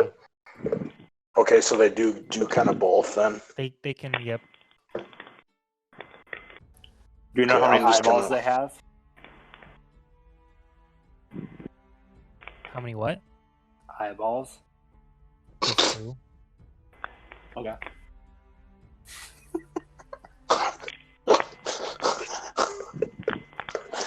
I'm going to responding back to Fear, I'm going to say, well, I've heard that they're very strong, and they sometimes get down on their like legs plus their spider legs, so they're kind of like crawling.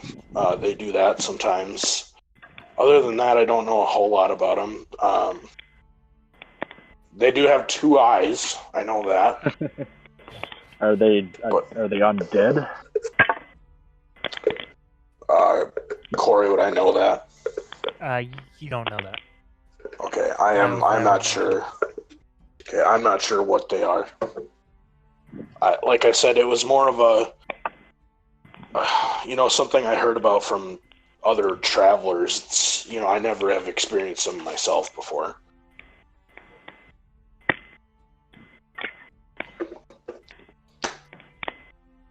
Well, do you think we should head over towards the temple area? Should we attack them all as one group, or should we try and divide and conquer? I would say try to split them up and kill them all, while they're split up. If we can Were you able to tell how distant are they spaced apart? I'm pretty sure they were all kind of together as far as ones that I could see. So you don't think we could They were not all together. They were not? Oh, okay. Well, never mind. They were out. So do you think it would be... Okay, I'm pretending Fury said that they were all spaced out. Do you think that we'd be able to,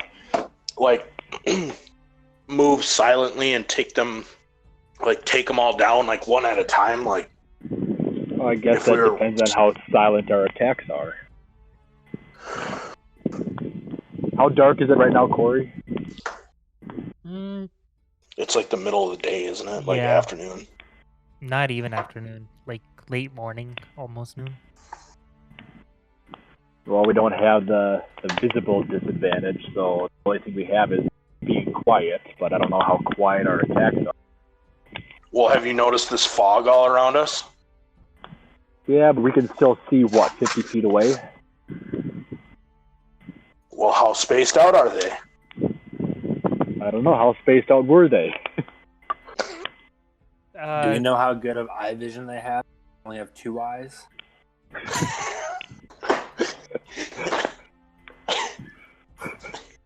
So you would say, they would be, hundreds of feet apart.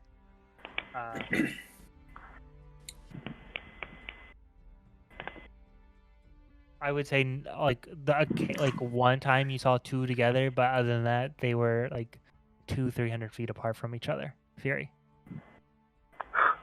Well, I say we can try to pick them off one by one, but we should definitely stick together.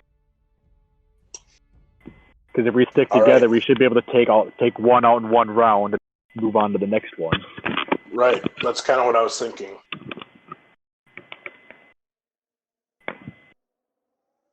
Lucky for us, they're spaced far apart. And they've kind of been making weird noises the whole time anyway, so... Yeah, so you can kind of pinpoint where they are.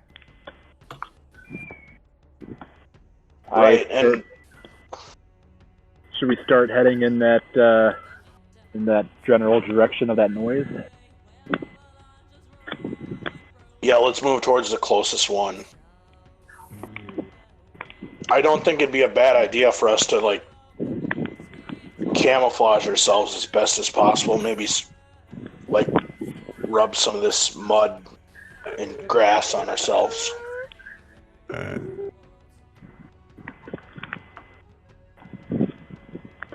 Let's do it then.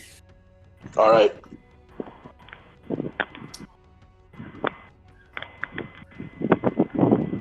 You guys camouflage yourselves. Yeah. I give myself a muddy kind of Braveheart look, thus establishing that William Wallace is in this dimension.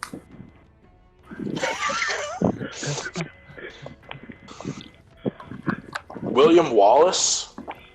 Yeah. Mel Gibson's character. Doesn't matter. I was thinking I thought you thought the actor was William Wallace, and I was like, no, that's Mel Gibson, dude. Good save. Good save.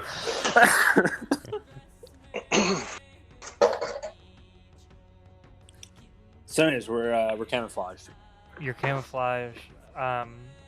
Which direction do you head in? Towards the noise. Towards the noise, okay. So you start kind of heading in a northwest direction. Slowly, I need you all to make a stealth check. Does the camo help us at all? Yeah, go ahead and give your all a stealth. Okay. Ooh, that helped.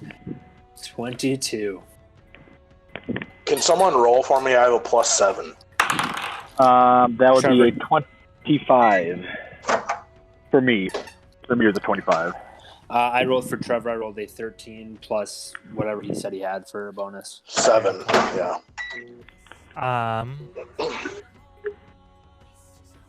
So you guys start walking. You guys kind of go a little slower due to the swampy terrain. But after going about 150 feet, you start to make out your first shape.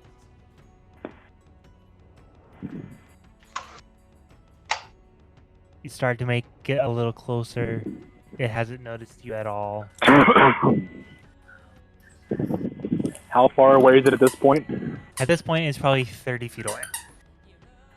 I ask who all has range attack. I whisper that I do. Both Esmeralda and Irina also say I do. Do you think we should all just do a range attack quick and see if we can take it out with just that? I think that's a good idea. I'm going to flank up on one side of it, so we're kind of our attacks are coming in from two sides of it. Going back to my one question, Corey, do I know if it's undead or not? Or how can I tell?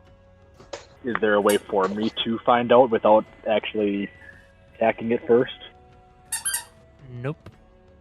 Okay, well this one I guess we'll just find out.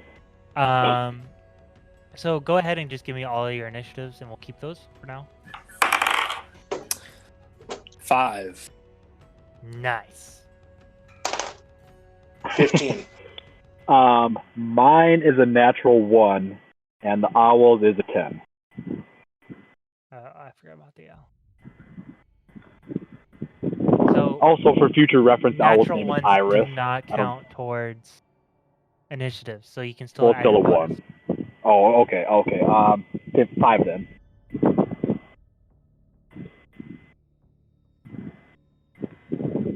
And for future reference for everybody, the owl or the familiar's name is Iris. Irin? Iris. I-R-I-S. Perfect. What was Lucan's?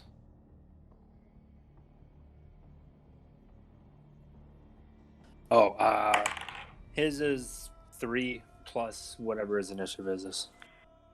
I think it should be 7.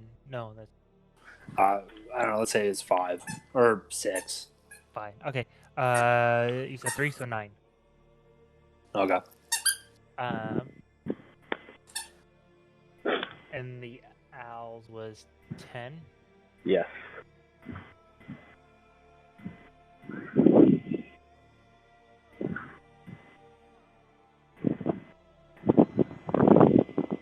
All right.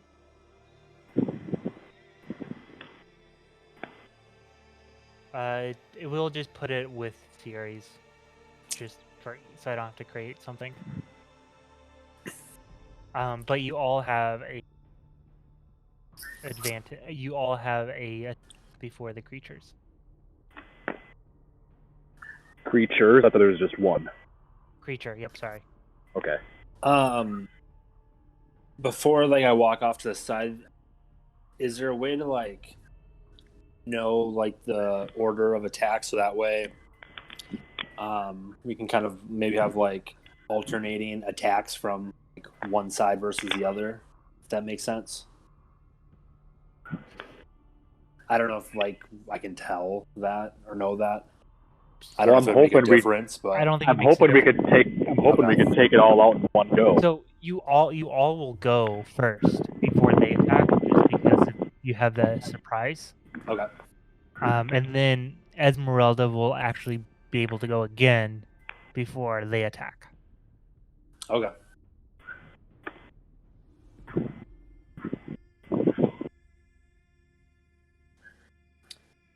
Yeah, so then I walk over to the one side to kind of get, I don't know if it matters, but just space myself out. All right, so everybody roll an attack. Hey, would it be possible for me to just like wait a split second after like everyone else goes? Or I just don't want to be like the first one to shoot my arrow. Like if everyone else shoots, like if we go on like 3, 2, 1, I want to wait to shoot just for like a brief second. Is it so you can get an advantage? Not an advantage, but like use damage creature thing? Yeah. No, that doesn't count towards this. Oh, okay. Next round it will, but during this round, no.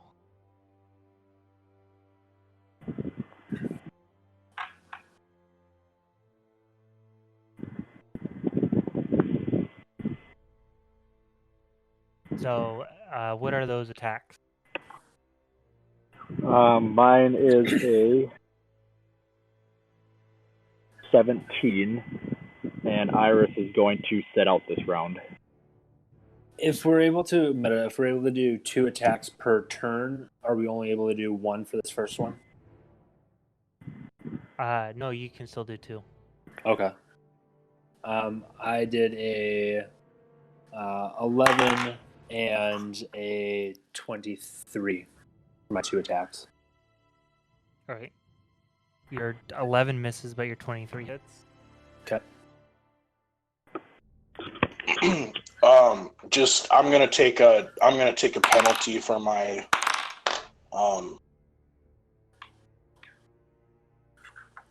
sharpshooter. So the first one is a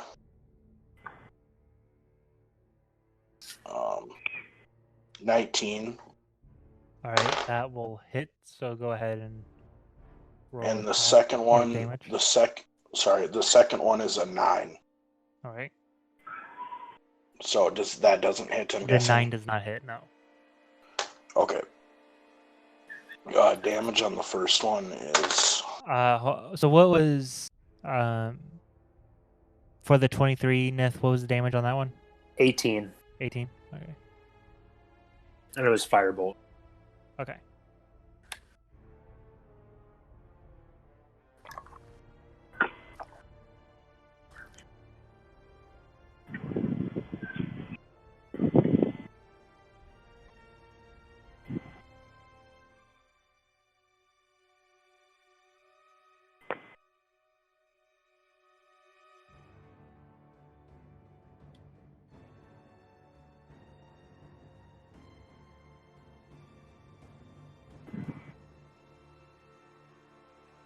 Lucan, was the damage on yours?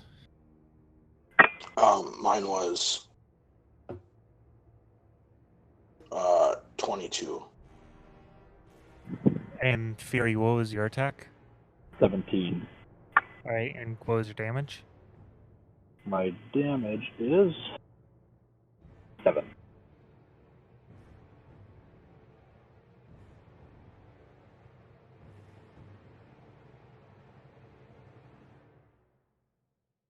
Oh, hold on here. I messed that up. I put that in the wrong one. So I got a 7 plus a... Actually, it was a 5 plus... So I got 10 damage on it. Say that again. What was the overall damage? It was 10. It was 2 dice, but I put the 2 in the modifier, not the number of dice. So the first roll was a 5, the second roll was a 5.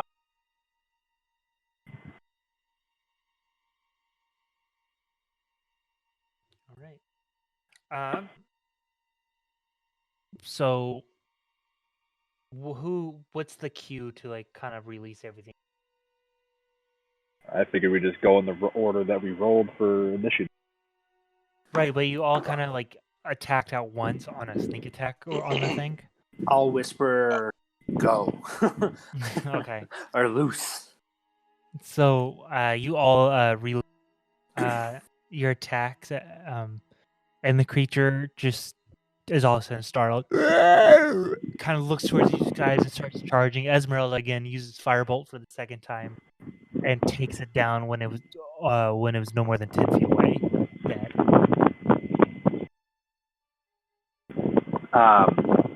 Can I investigate the creature to see if it is a undead? Sure. Yeah. Is that what the roll is? Is it action or? Investigation would probably be the best. Okay.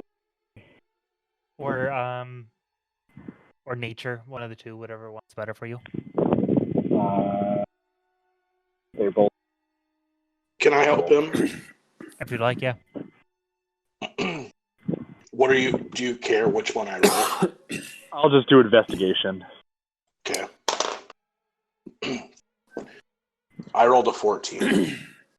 So 24. So from your investigation and nature check, whatever you do, it is not undead. Okay, good to know.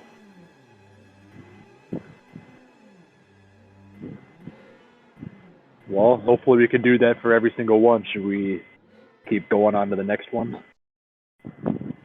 Yes, let's keep moving quickly. The scream from the creature, though, did start attracting others. So you start noticing other sounds from other creatures.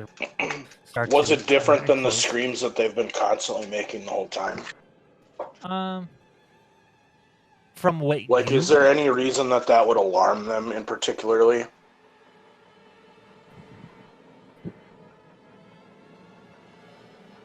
Yes. Like you can't speak the whatever they're doing, but you assume with their lingo that they can call out danger. Okay. So other ones have started coming in, but they're just not. Like, you don't see anything, but you notice that you since then you've started to hear more screams, and they do seem to be getting closer to you all from around. And our distance of vision is 60 feet, you said? 50. 50?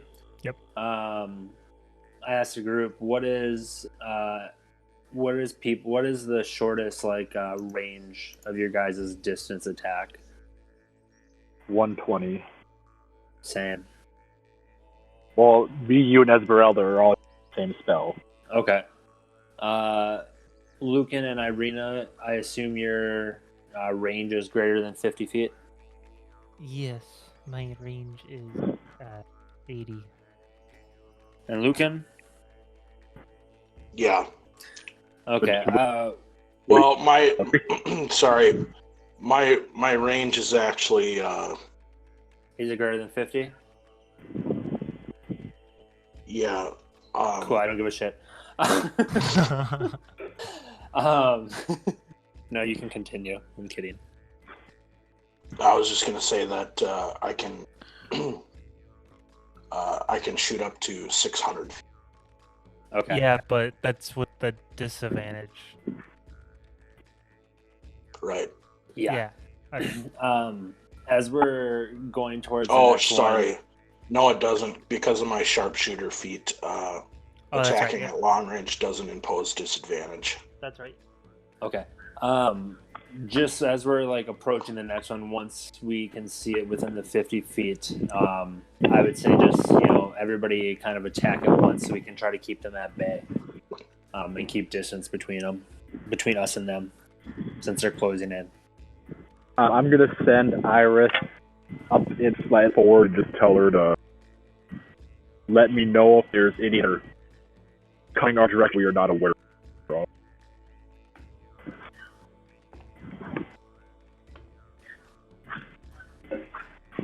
Quick meta. Yeah. For Lucan, or just in general, how did you get Hawk Solo to be your companion? It was an agreement since he's a ranger. He took Beastmaster, Okay. but he can't fight with the animal, but he Oh. can still have a companion. Okay, I was gonna say like he should have tried to get that rock, but There is a size requirement. okay, that's fair.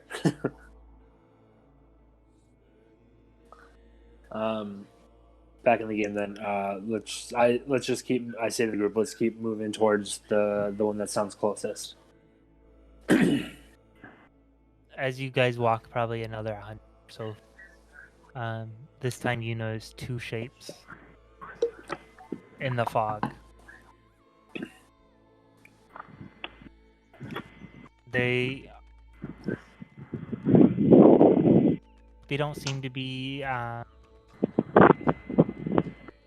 detecting you right now. So again, All right. Do you want to give this signal again? What was that, Lucan? Do you want to give? Should we try and attack them both? Yeah. Should we all aim for one to try to knock that one out right away, or do you just think we should just attack either one willingly? I would say we should take one out because we barely took the one out with everybody. So I'd rather have one creature attacking the two. Well, me and Nith both missed last time too, so if we don't miss this time, that can make a difference. That's true. I did have a shitty roll. Okay, well, I'm gonna aim for the one. Nith, do you want to aim for the one on the right, and I'll get the one on the left? Sure. And then the other three of you can also pick whichever ones you want to do. Esmeralda will go for the one that Nith is going for. Irina will go for the one for Lucan. I'll go for the one that Lucan and Irina are going for. Cool. Okay. I rolled a 9 and a 19. So one hits. We're rolling a tech roll here, correct? Yep.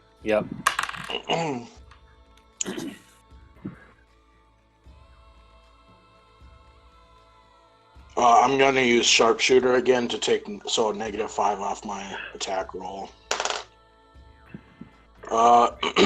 First one is a 13, and the next one is a 16. Only one hit. Okay. Did I miss something? Why is everybody rolling twice? They get double attacks. Oh, okay. Go ahead, Lucan. Okay, mine was 21 damage.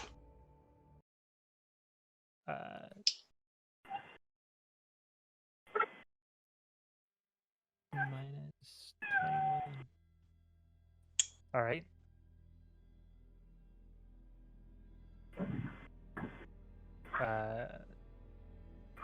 Nith, what was your damage? 13.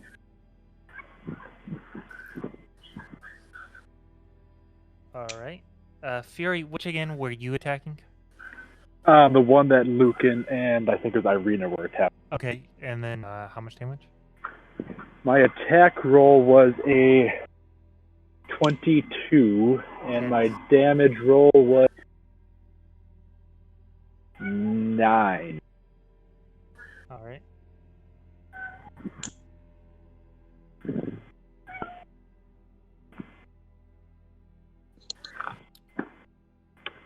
So again, same tactic as before. Nith goes, go, and you release everything you have on the two of them.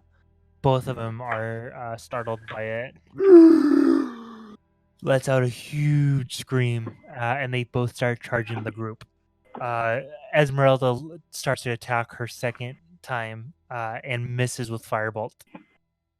The lost creature, the first creature that Nith and Esmeralda attacked, is crawling like a spider, dragging its feet on the ground, and all of a sudden jumps towards Esmeralda and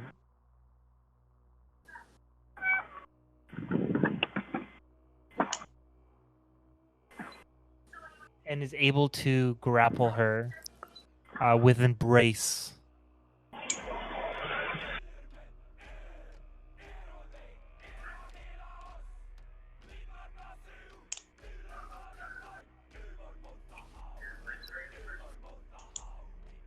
Doing 20 points of damage.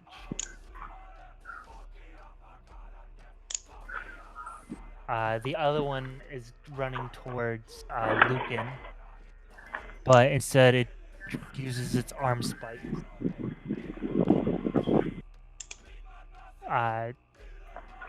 First one is a 21. Yep, that hits. Second one is a 13. Misses. All right.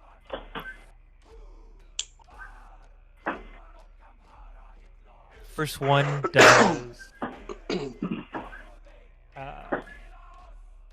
9 plus 3 is 12, plus another 3 is 15 points of damage.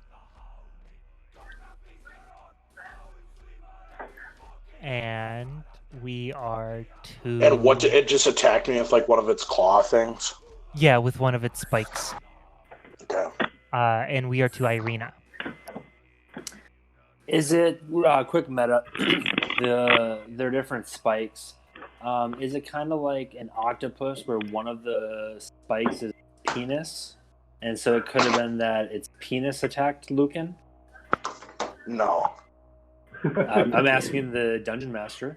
Go ahead and make a nature check. Ah, shit. 5. Yeah, you have no idea. Possibly you'd like to think, but I'm gonna really assume. have no idea. We'll dissect it after this.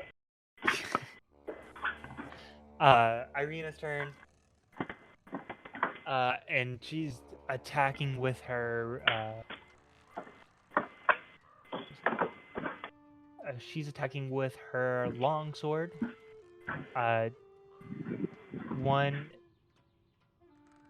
2 times. So first one misses, second one hits for sure. And she does 5 points of damage. And that was to the one that attacked Lucan. Lucan, it is your turn.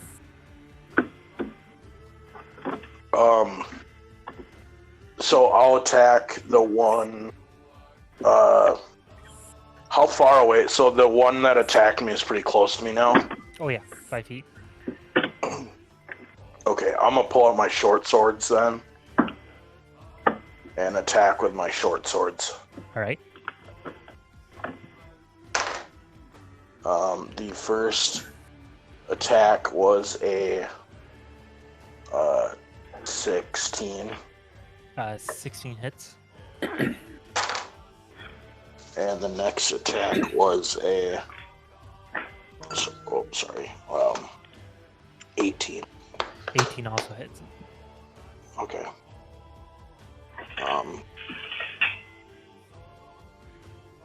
Fury, be ready. You are up next. And okay, Corey. So just to double check this, each short sword is D6 plus 3.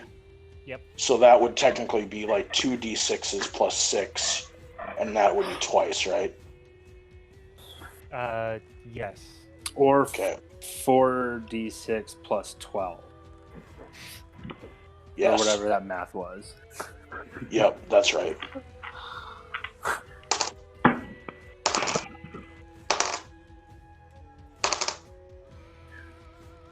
So that is 22 damage. And then, and then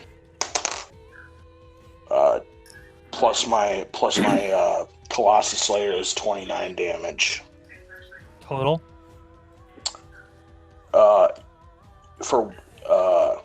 Yes, total 29 damage. It's severely bloodied. As you attack, you slice off like one arm and the second arm, and lets out that. Oh, that's hard. Lets out of this terrible scream. We are to Fury. I'm going to keep on attacking the one. Attack. And my attack roll was a 15. Does that hit? A what? A 15. 15 hits. Okay, and then my damage roll is a 14. And this is the one that you originally attacked, correct? The initial one. I'm pretty sure Okay. that's the one that attacked Lucan, right? Okay. Yep. Okay. So as Lucan was slicing away, here comes Fury from behind. What were you using to attack? Firebolt. Oh, never mind. As Lucan is slicing away, Fury sends in a flame, filling in fast deep down the middle, right into the side. The creature splashes everywhere. This creature's down. Nith. Or we have the owl, which is also going on Fury's turn.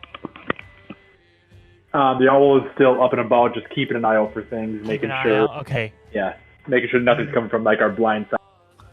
Cool. Nith, it's your move. I'll be attacking my greatsword, and then just disclaimer, similar to Trevor or Lucan's sharpshooter, I have great weapons that I use every time. I just don't announce it, just so you're aware, I guess, as a disclaimer. Sure.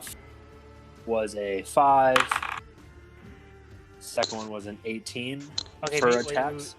Sorry. Oh, okay. Right. No, never mind. Yep. So 18 hits. Okay.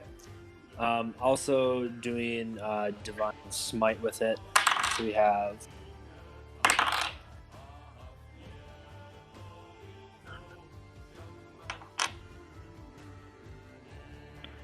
1 second. I'm trying to find the dice. Pulling out the calculator. 36 points of damage. Ooh.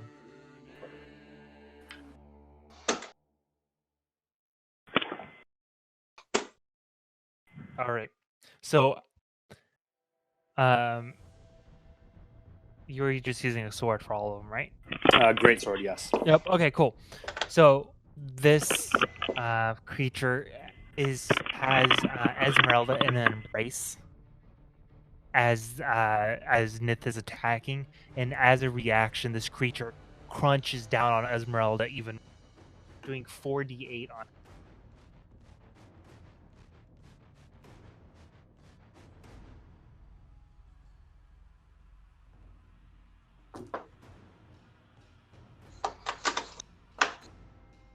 Doing another 17 damage to Esmeralda.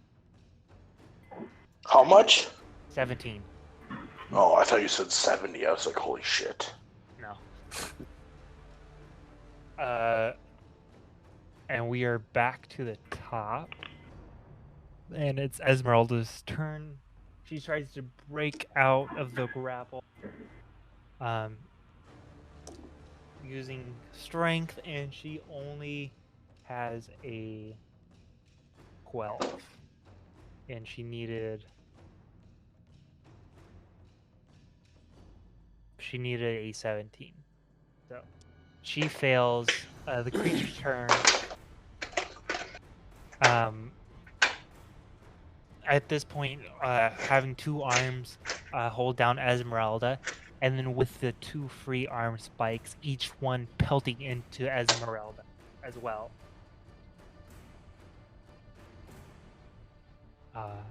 6, 10 misses, and a 15 also misses.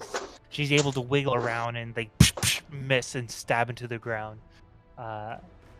Irina's turn. Irina pulls out her, takes aim,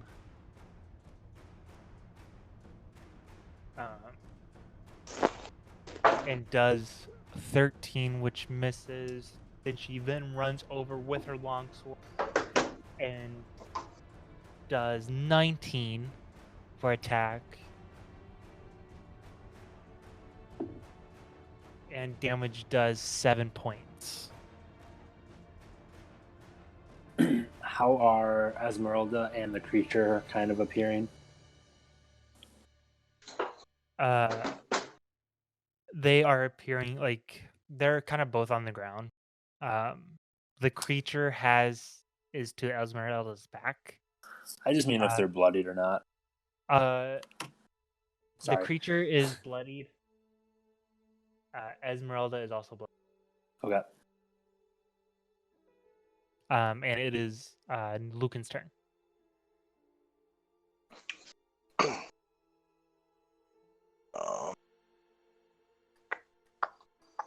Okay, I'm going to attack with my short swords again. All right. The first one was a 15, and the second one was a 16. Both hit. Okay.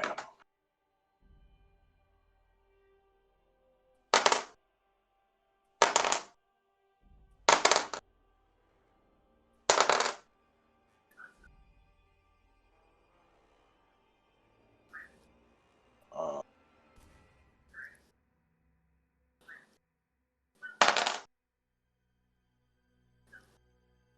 34 damage.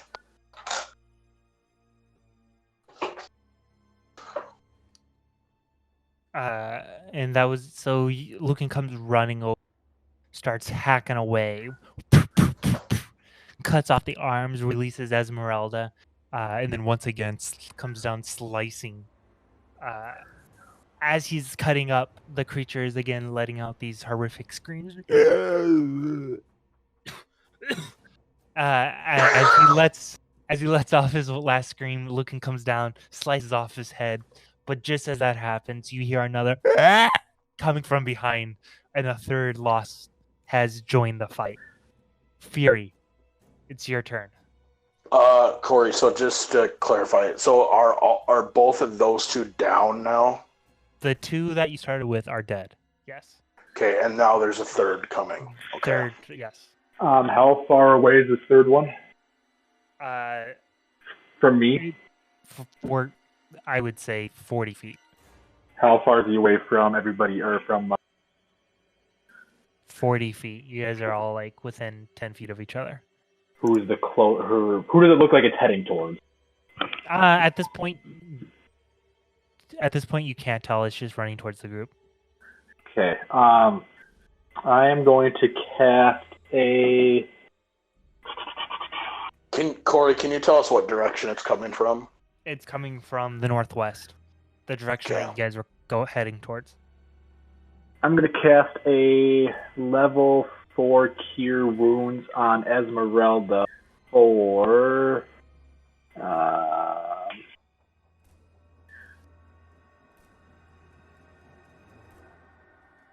a solid 20 points of healing. Right. And that's going to be my turn. Anything for the owl? Is the owl still not seeing nothing? Well, I mean, like, no. Yeah, we'll just keep her up there for now. Sure. Ness, you're up. Okay, you said 40 feet away? Yep. I'm going to use Misty Step to teleport 30 feet to the, like, towards, like, the last, or not the last one, but the one that's fight. Right. So no, 10 feet away from it, and then I'm going to cast Color Spray at a level 3, and that then will be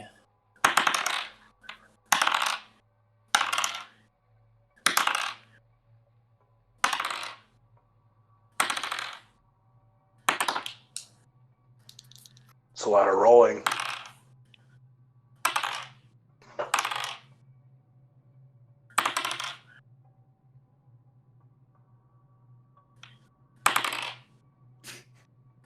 uh, 63 points of damage.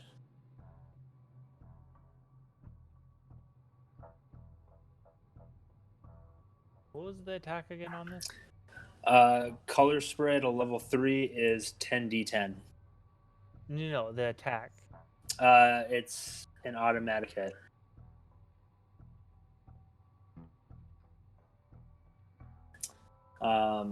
Yeah, like there isn't a hit or anything. I just do it.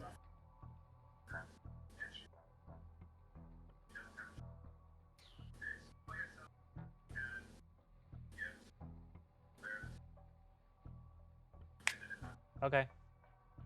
Yeah, it doesn't make sense to me either, but I like it. Where does it say it's an automatic hit? Well, it doesn't have like it doesn't. You would add your spell attack up top. Oh, I see. Okay, well, That makes more sense now. Where's your dirty comment about him not knowing how to play this game after? At least he's sober. okay, that is the only one that I like. This is the only mishap I've ever had recently. Okay. Okay. 19 for attack. 19 still hits. Okay, so you said 66 points. Sure, I forget. 63, but 63. Or 63. Okay. 63.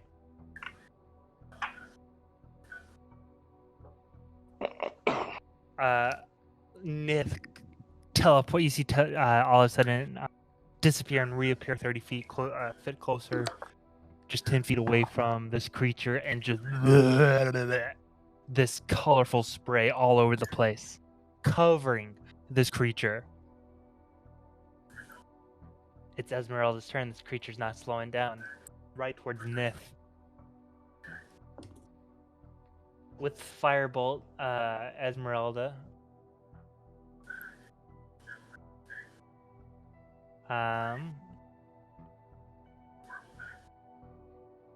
14 hurls a Firebolt, misses. This creature is bearing down at. It's coming in and it's gonna try to embrace. Reaches all around with all arms around Nith. It rolled a natural 19, so that's 25. 1 second. 1 second, just wait. You said its attack was a 25? Yes. Okay. It hits. and it's trying to grapple Nith. It's grappling him. Yep. Sounds like a bad idea.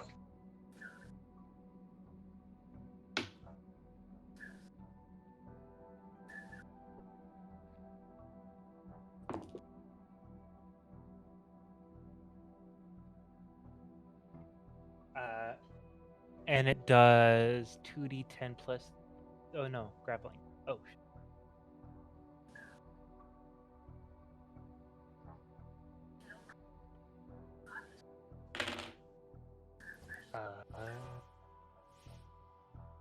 Does 23 points of damage.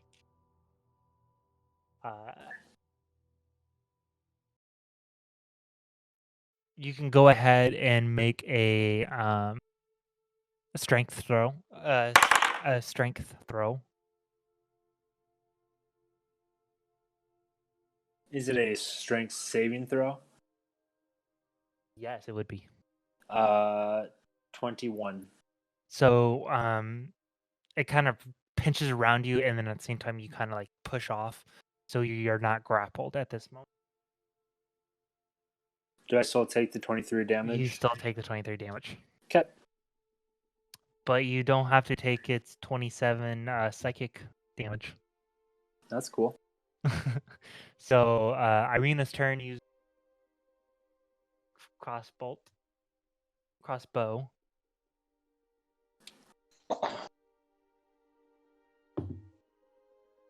With a 18 and 10 points of damage. And Lucan, it's your. Okay. And there's still just the one? Just one. Okay. I'll attack with... And it's still a good distance away from me. It's 30 feet away at this point. Okay. I'll quick jam my swords back into their sheaths and pull out my bow again and shoot at it. The first one was a 26 to hit. And the next one is a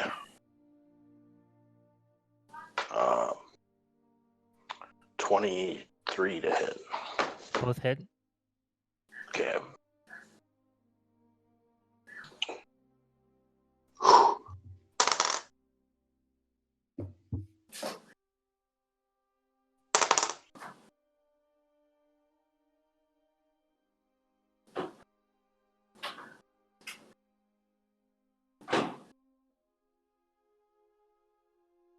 Oh man. Let me just...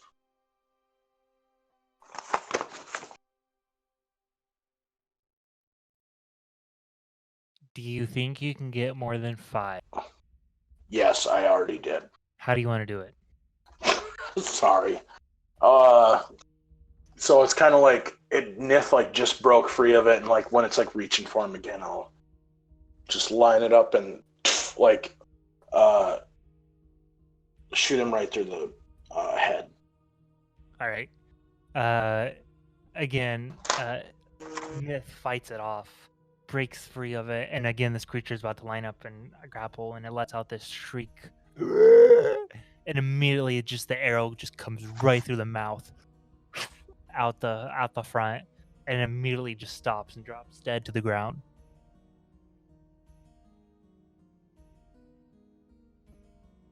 The shouts are still all around you, but they seem not a good distance, but like for the time being, it's safe to move about and try to get out of that area, because more will be coming to that area soon.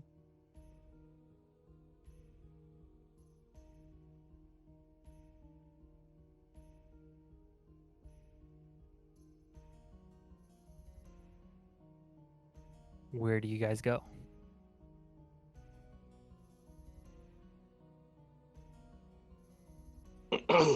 So there's no more immediate danger that we can tell? They can tell no. I asked Iris if she can fly ahead a little bit and see where they're coming from. She flies ahead, and then she comes back, and she says, all around you, mostly from the northwest, at least 3. So if we head back towards the south, we should be okay. I'm asking her that.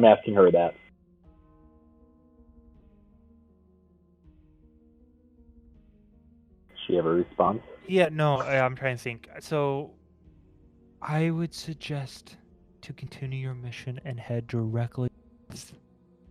They are coming here. If you can get at least 50 feet north, you will be safe. Hot damn, Iris, you're smart. I reiterate now. this. I reiterate this to everyone.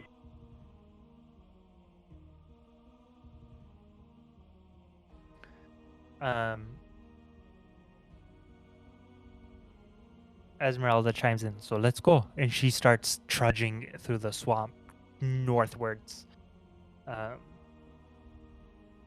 As fast as she can, which isn't very fast because it's half speed.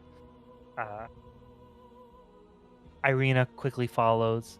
Iris, is that the owl's name?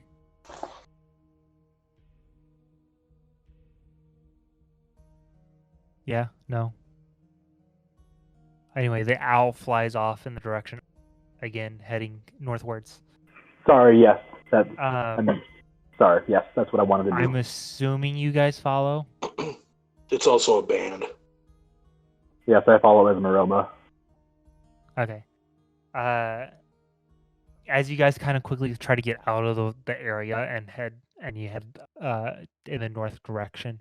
You guys kind of see just on the outside of that 50-foot circumference of fog, you can see the creatures running through the fog, but they're running towards the site that you just left. Kind of now at this point running in the opposite direction of you. As you guys come more and more into this area, you notice that you have entered kind of the battle area to which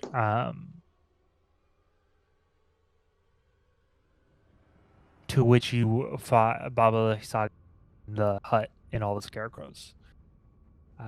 As you guys walk even farther north into this area, you see the shape of the tree in the hut kind of slunched down on the ground.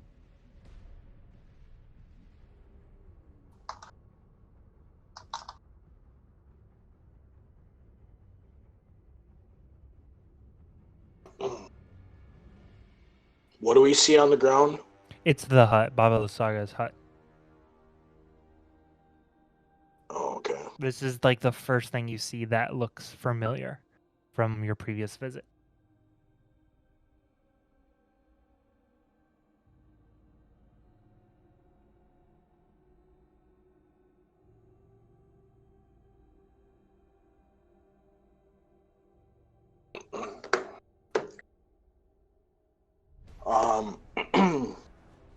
Can I see her body? Not at the moment. Can I? But so when you say the hut is slouched, can you explain that more? Like before, when it was alive, kind of crawling around like a spider on the So trees. basically, it's just like lower to the ground. Lower to the ground, kind of tilted. Ass up. Yeah. Chest down, ass up. Yeah.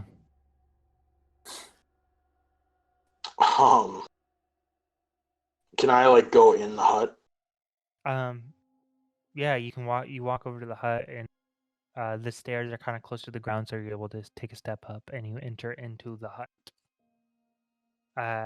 Nothing. As you look around, you see the bathtub that was once used. Blood seems to be sloshed everywhere from when it was moved.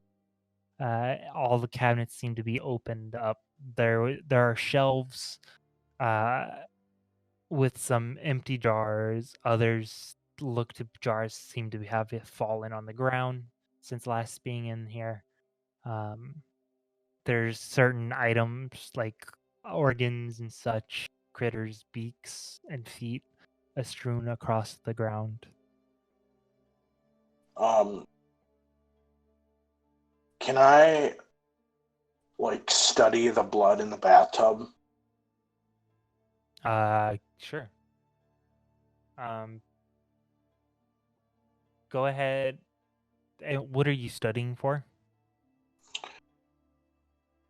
To see if I'm able to tell by studying it if it seems to have any if I can tell if it has any special properties or anything like that. Okay. Go ahead and give me an Arcana check. That is a 12. So it just, for the most part, seems like blood to you. The only thing interesting is that it kind of dried up into a powder more than anything. Like all of it? Like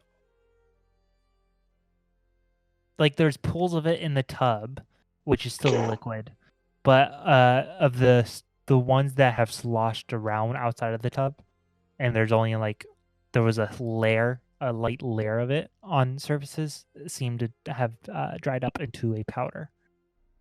I'd like to take out a water skin and fill it with blood from the tub. All right. How many water skins do you have?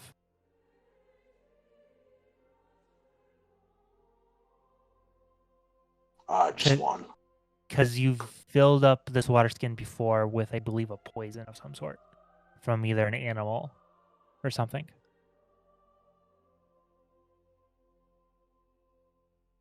You're right. Okay, I will ask the group members if I throw him my water skin. Okay. You take the extra water skin and you... But I want the poison. You want the poison? What do you mean? What do you mean, what do I mean? You have poison in your water skin. That's why you need mine. What would the poison do for you? What has it done for you? Well, I'm saving it to use on arrows, but I don't think like a situation hasn't arisen where I've needed to use it yet.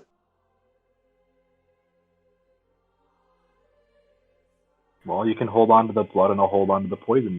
I'll give it to you. How about you hold on to the blood? Deal. Okay. And I'll just take Fury's water skin, fill it with blood, and give it back to him.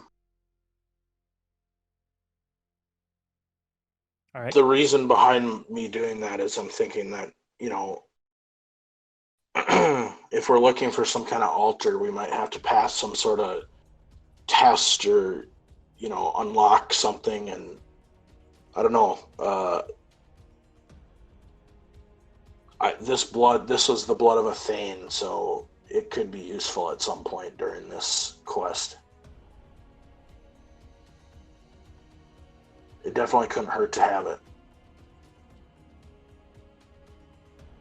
Once you fill it up with the water skin with the blood and you hand it back, you hand the blood over to Fury, correct? Yes. Okay. You kind of get up, you brush off your knees. Anything else you'd like to do? Could I just like kind of poke around the? I mean, does anything seem different since the last time we were here? I believe it was only Nith that was kind of in I was in the. I was in the doorway of the hut. After the fight? I believe that I was in there after the fight too. I was the only one who saw Muriel and like her sister, but I did like pass on that information later. Like right away I didn't, but like one of the last couple of sessions I said it, I believe. Okay. Sorry, I could be wrong, but wasn't I in there and helped you like take her down though? No. You were down below and I tossed the chest down. The chest that had some like treasure stuff in it. No, Muriel took her sister by herself. Okay. I just helped like unhook her from the ceiling.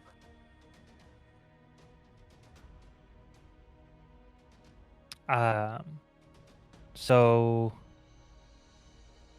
But okay, still, it's not like before and after the, like, because I was the first one to attack Baba Lysaga, so I seen the inside of the hut. Right, and like since then, it dramatically changed in a way that you think just because the hut moved, you think it shook stuff around. Oh, okay. Gotcha. But you can go ahead and make an investigation, just to take a closer look at everything. Okay.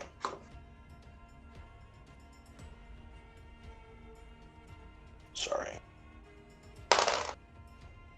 13. So unfortunately, you don't notice anything too much other than what you've already seen. Again, there's like jars broken everywhere. There's certain body parts and other organs and such strewn across the room seem to be broken from these jars.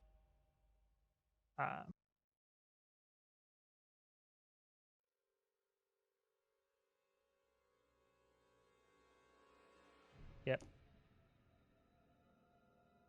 Okay.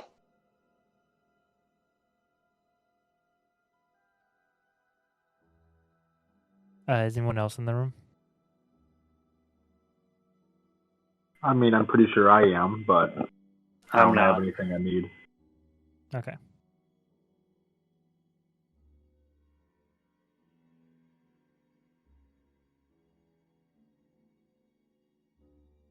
Where do you guys go? Well, did you guys want to check out the body?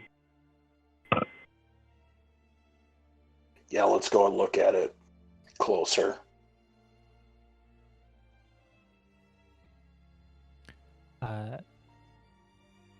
So you kind of remember the direction of the body. And, Yeah, so I lead him in that general direction. Yep. And as you guys walk in that direction, the sounds get quieter and quieter. They seem to be kind of in the area that you were in, thinking that, continuing to look for whatever.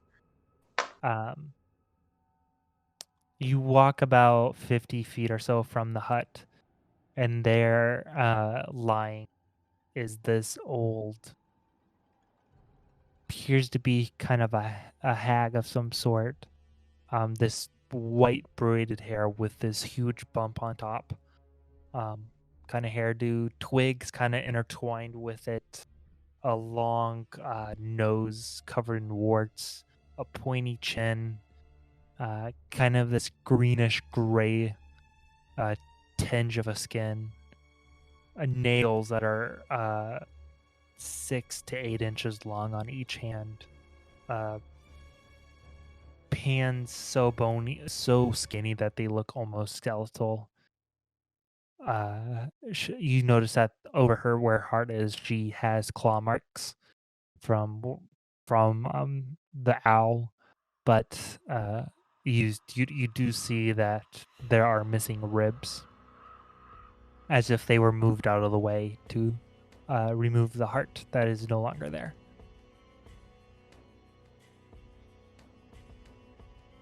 Am I able to tell if they're taken like by a knife? Like how, like how cleanly were the ribs, was the incision made, and how cleanly were the ribs removed and stuff? Very clean, as if they were like removed with a saw of some sort. The cuts on the ribs are very flat and clean. They don't seem to be broken of any sorts.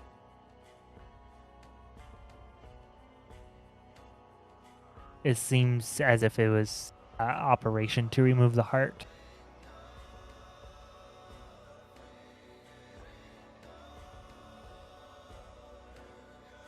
Well, guys, whatever did this, it wasn't one of those creatures.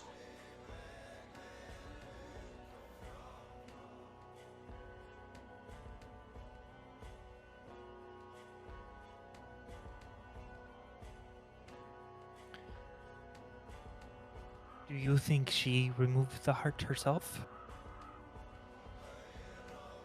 You mean Baba Lysaga? Right. That's kind of what I'm thinking. As some ritual? Or for extra protection? Like I said, if she knew if they knew that heart was that powerful, I'm sure she could do something where she can survive without the heart in her body and have the heart. Yeah, but why? How could she be living without her heart? I don't know. She's a The sorcerer. witch. Lucan, get it through your head. How did she look so hot and now she's ugly before? Oh, Yeah, she but was how hot could, before. I mean, I understand how a heart could keep her alive, but like, I don't, or keeping her heart beating or something could. I don't know. I just don't think. It just doesn't make sense. Meta, it's like Pirates of the Caribbean, Dead Man's Chest. Yeah, I know what you're saying, but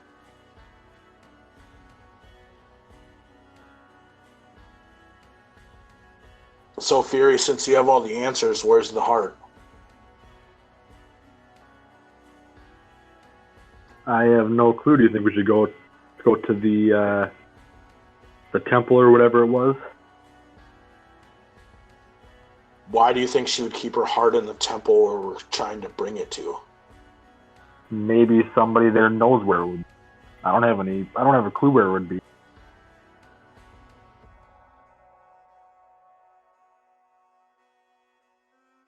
Nith, Esmeralda, you guys care to weigh in? Irina? No.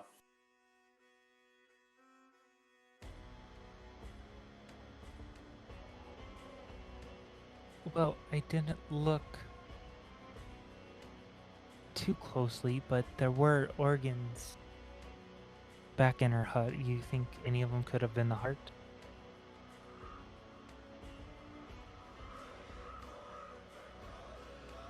That's a good point. We should double check that. Real quick meta, in case I missed it. When Lucan was in the hut, did he know that there were organs in the hut? I mentioned 2 times at least that there were organs. Okay. Trevor, you know the heart's an organ? Yeah, I just was assuming that they were for Okay. like spells and stuff. Yeah. Okay.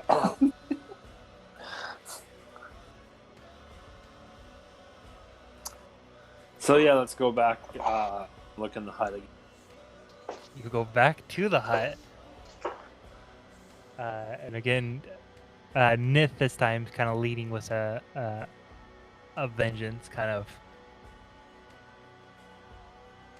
a little upset at Lucan not understanding what other things were. And Nith, as you enter in this hut this time first, you do notice that the hut's just a little different than when you left last time. And to your knowledge, do you think you were the last person? That cabinets are thrown open, jars are broken, and such. And it wasn't quite like this when you were in there last. I make that. Sorry. Oh, I'm not muted. I make that observation to the group. Are any of the organs hearts? Go ahead, and you can make a medicine. Okay.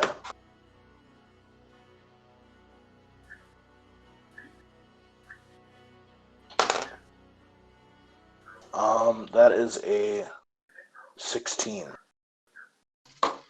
So you look at the organs on the ground, and kind of right there. They're kind of just right there. Is that what she said? Yeah, they're kind of like all grouped together on the ground. Are they like in jars and stuff, or are they just laying there? No, they're laying there. There's like shards of glass everywhere, and that like kind of you can find shards of glass like everywhere around the whole entire room, not just. Yeah. Okay.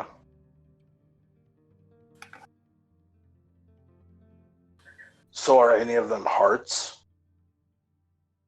Not that you see. Hey, Nith. Yes. I'm not a scientist, but none of these look like hearts to me. Okay. So then it must not be here. I'll also look around, or can I like identify what the different organs are? Yeah, you see a liver, a brain, kidneys. But you said you look around, so go ahead and give me investigation.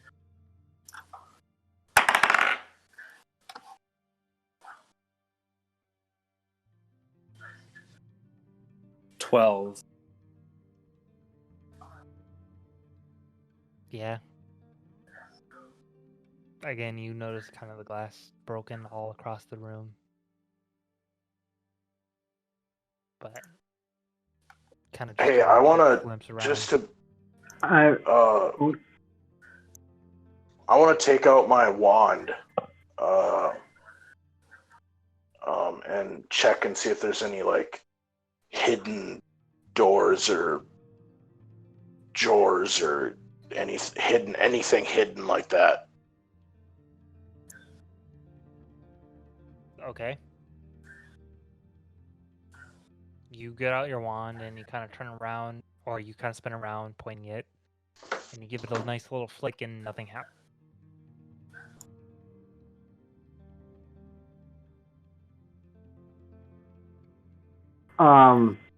Nith, don't you have a way to sense if there's magic going on in here? Yeah. Maybe she's got a spell going on that's blocking one from finding it. I cast. 1 second. Yeah, I cast Detect Magic. Has a 30-foot range, so I don't know if that detects anything. So you do feel some kind of aura happening, coming from the bathtub, but not like the bathtub, but like underneath the bathtub. I go investigate under the bathtub. Do you want me to roll for it? Yeah, sure. I heard a roll. 18. So you get down on your knees and you look underneath the bathtub where you put it, and you see this kind of grayish blob jammed underneath, as if it kind of like underneath the bathtub somehow. I grab it and pull it out. You pull it out, and it's this heart, but it's this light gray with twigs entwined with it, and other like foliage kind of seems to be entangled with it. Swamp foliage. Was it like in the bathtub or underneath it? Underneath it. Can you put So it it in the wasn't bathtub? like soaked in the blood? No. Yeah, can you put it in the bathtub?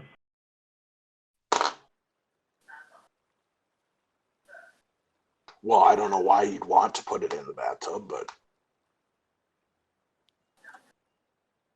Oh, I mean, it looks kind of dead to me. Well, why do we want to bring it, or why do we want to like reanimate it?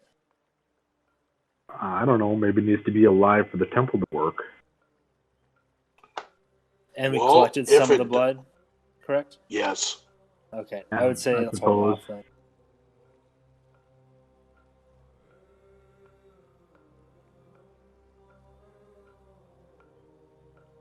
Well, should we go?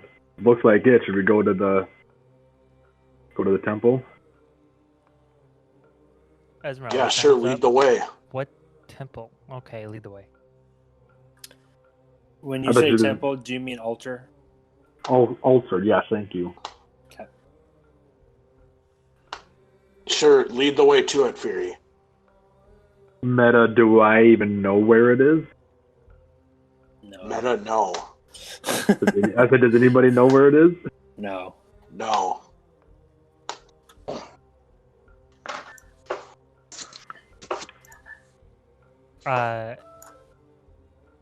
Man, I feel like I'm spoon feeding you guys. Go ahead and make a history check.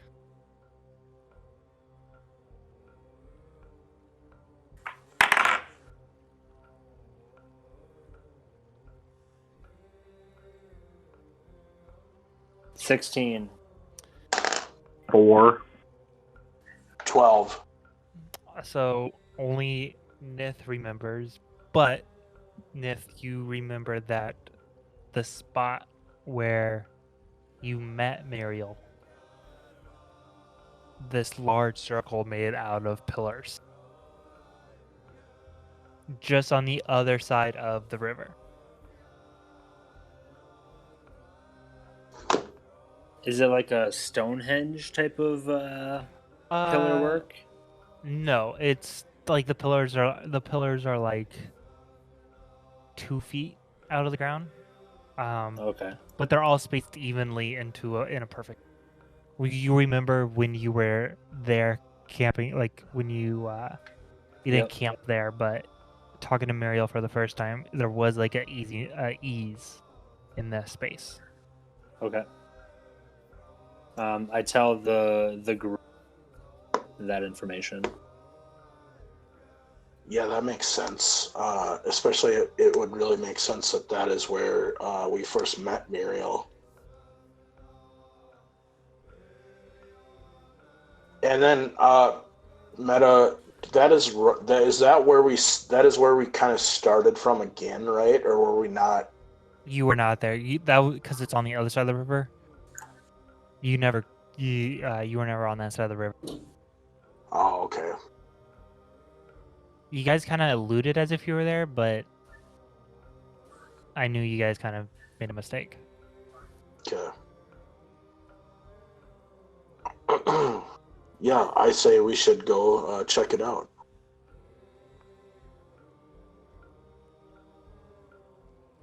Okay. So you guys start walking eastward. Again, the sounds of the creatures actually this time get softer and softer as you make your way more towards the river.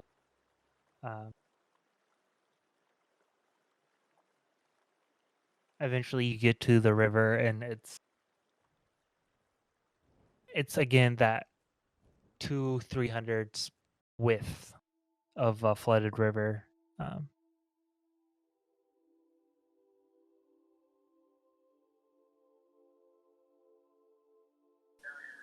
But right across the way, this time the fog has kind of let up around the water. You can kind of see the circle just on the other side.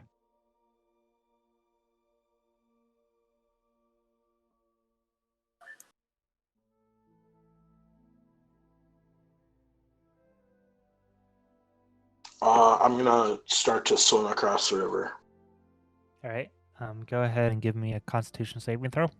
Are we all going across at the same time? Yeah.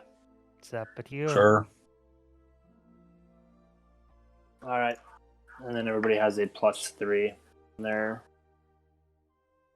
roll. What roll did you want us to do? Constitution saving throw.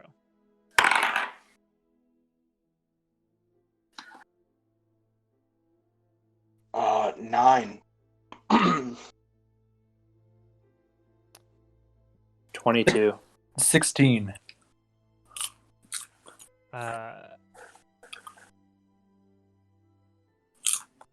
You guys kind of make your way about a third out across the water. And at this point, the current's pretty strong. Fury and Nith pretty good and going pretty straight. However, at this point, Irina, Esmeralda, and Lucan start to flow northward down the river, kind of being taken away by the current. How much do we drift? As of right now, just about 60 feet. Okay. But you go ahead and give me another 5 of you at Constitution saving throw. How far away is it from us? 60. Wait, 60? About 60 feet. Okay. So then just Fury gets that +3. Correct.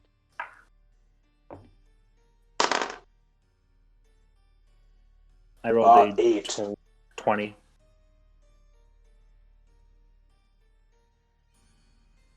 $17. Lucan, what was yours?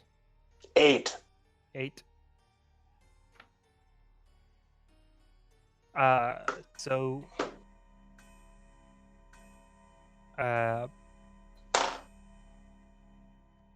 Nith and Fury again now cross 2/3 of the way. Still pretty strong swimmers. Esmeralda and both Irina are able to keep in a straight line this time as well. However, Lucan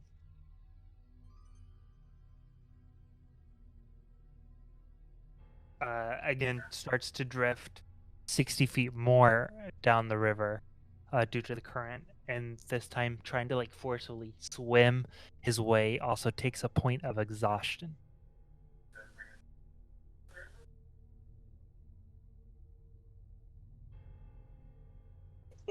You're gonna have to remind me what that means. Leave is just a disadvantage on all checks for now. Until I take a rest. Until you take a rest. Yep, Does a short rest? Disadvantage on all ability checks. You regain 1 level when you do a long. But not a short rest. Correct. So one last time, everyone makes one more Constitution saving throw. Natural 20. 21.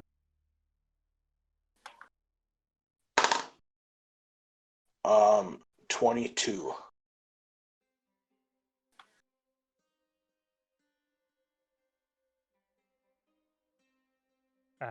So Irina also. So Lucan, Esmeralda both finally come to shore. So do Fury and Nith. Esmeralda is 60 feet north on the shore, and then Lucan is also 60 feet beyond Esmeralda on the shore. And at this time, Lucan, you finally see Esmeralda. Oh my god. At this point, you see Irina, Lucan kind of like flop against the shore, trying to swim on it. She also has 1 point of exhaustion lost.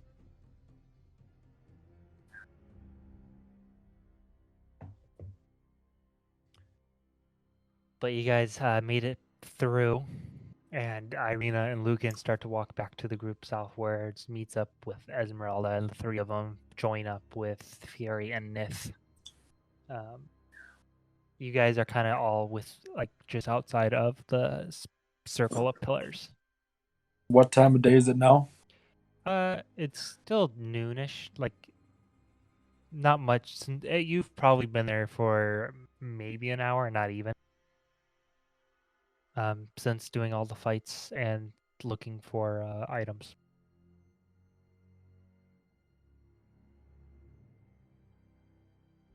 Well, you guys are going to suck it up for a while.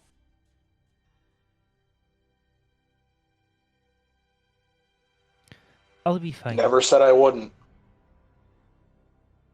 Let's just fucking do this.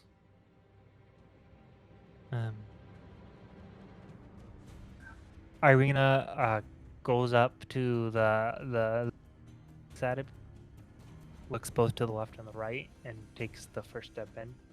Nothing happens, and she kind of pauses just to see if anything happens.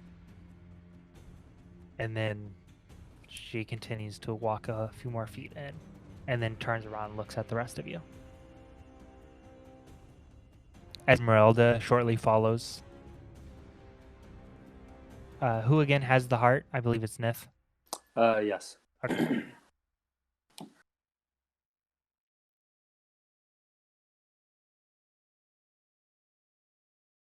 You have Fury, Lucan, and Nith all on the outside of the circle, staring in, playing a game of chicken, waiting for somebody to go. I'll go. I'll follow. What are we going into? The circle of stone pillars. We're just okay. Is there an altar there, or can you what do we see? Just a large circle of pillars, probably 150 feet in diameter.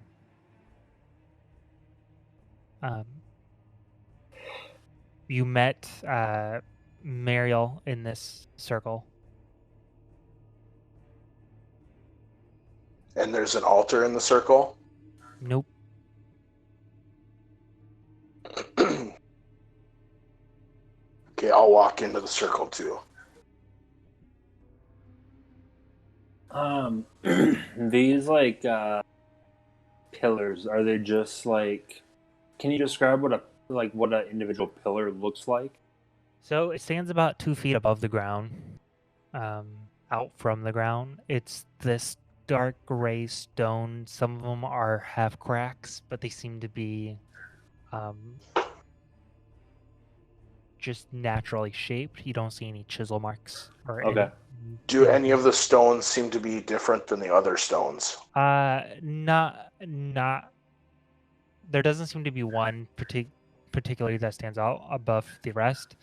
Some do have like moss growing on it, just because like these stones look like they've been here for thousands of years.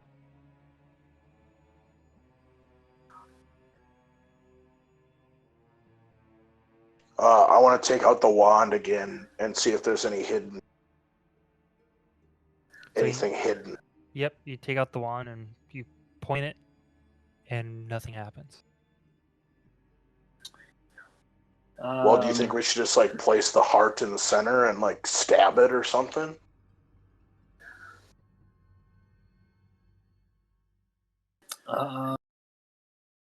Second. I mean, maybe if the heart was something to happen.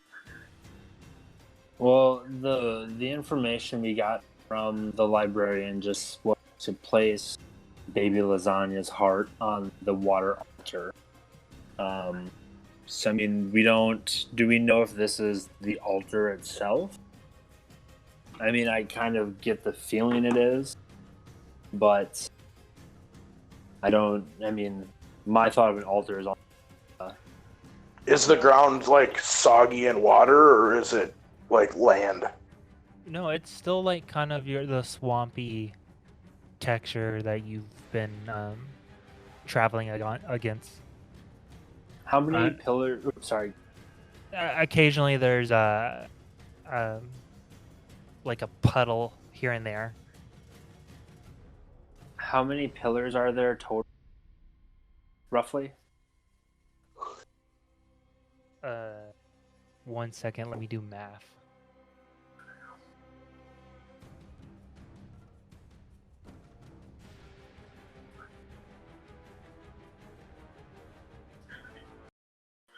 So so it's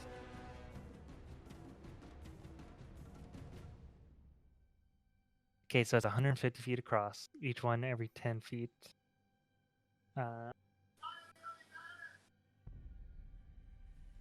2 pi. 2 times pi times 150. No. 75.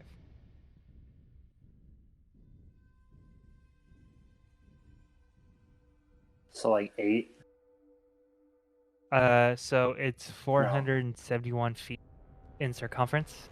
So you're looking at about 47. Okay. Pillars. And they're all like there's none of them are different. They're all the same. Let's make it an even 50 pillar. And they're all they all like there's none that are different. They all look the same, correct? Correct. And they're all just 2 feet off, like 2 feet tall. 2 feet tall, correct. Do they have any carvings or anything like that on them? No. Nope. Is there anything else inside the circle? No.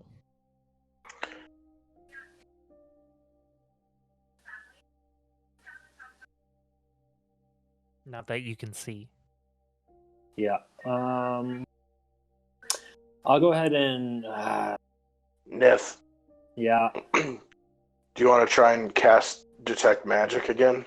Yeah, that was just my thought, but I only have a 30-foot like range, so it really works. Well, I would think the altar would be close to the center, or somewhere around. I'll go to the center and cast it. So I do that. So you cast Detect Magic? Yeah. You don't notice anything. Yeah.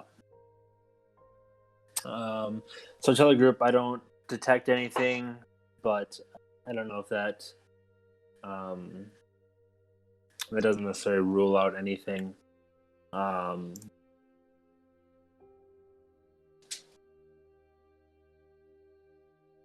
want to go to the center and investigate the ground to see if I can tell if it looks like anything has been like buried or like the ground has been disturbed, because obviously this is like super old. Right. So if something was like, I don't know, if anything was ever like buried or anything like that, I want to try and like notice any differences in the ground. Sure. So at the center, you don't. Go ahead and give me an investigation. Okay.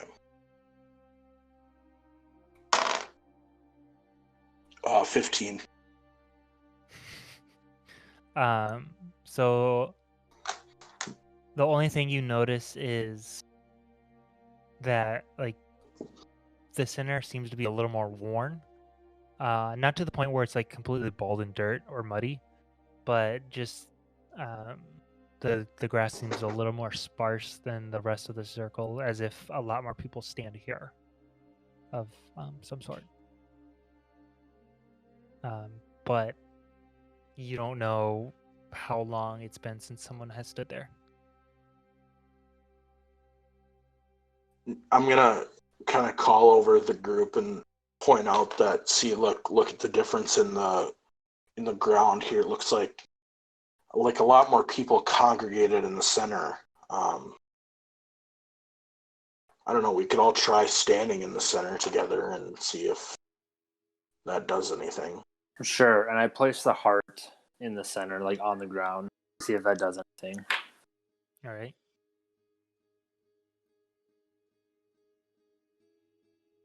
So you all stand kind of closely around it, and you place the heart in the center, and you watch it. And you watch it some more. And nothing happens.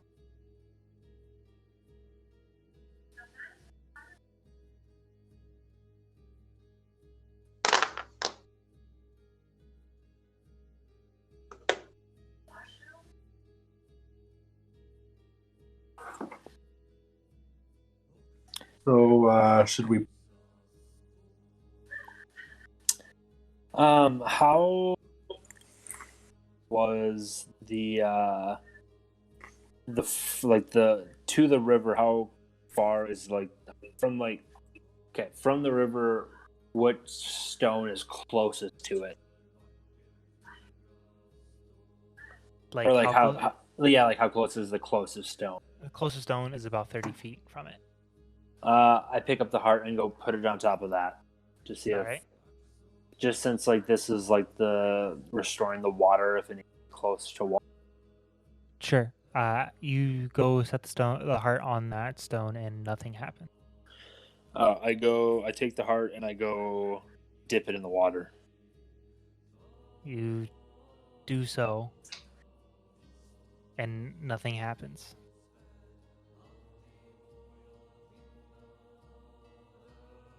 I assume, how far is the rest of the group from me right now? I would say they kind of followed you, but they never left the circle.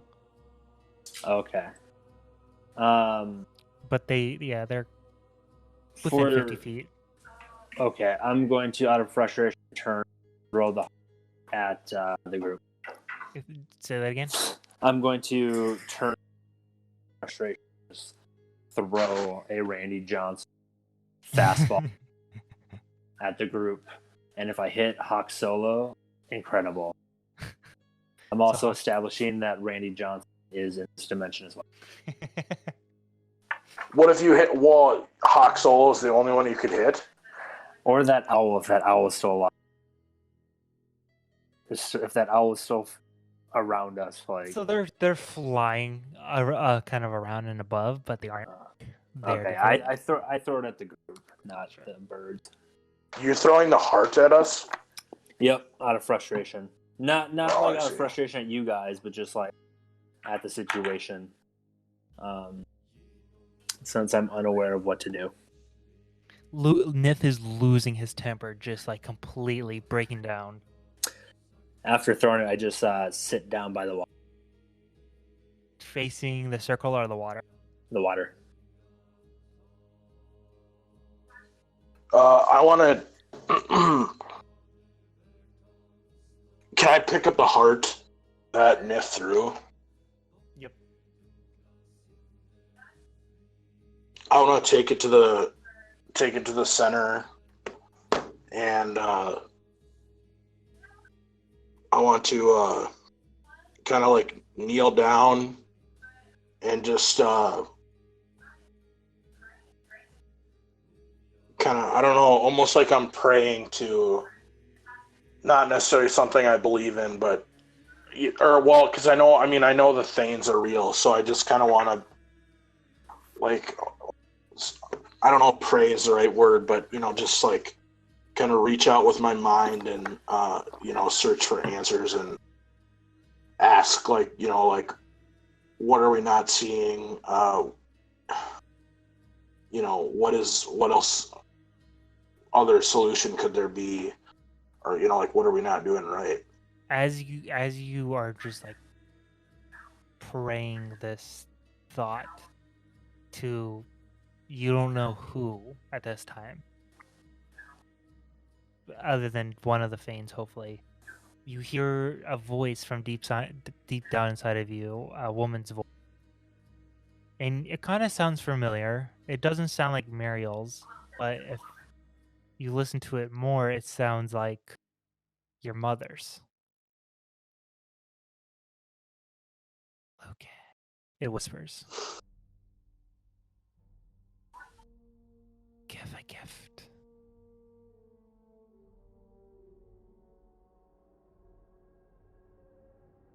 Give a gift to the Fane.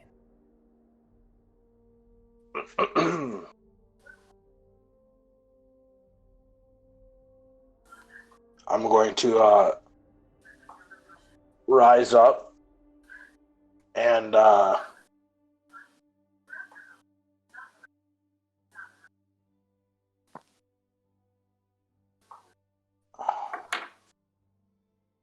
you guys, I think, or I don't know, I just have this feeling, and it could be a long shot, but maybe we need to present a gift to the altar, or a gift to the Thane in order for the altar to present itself.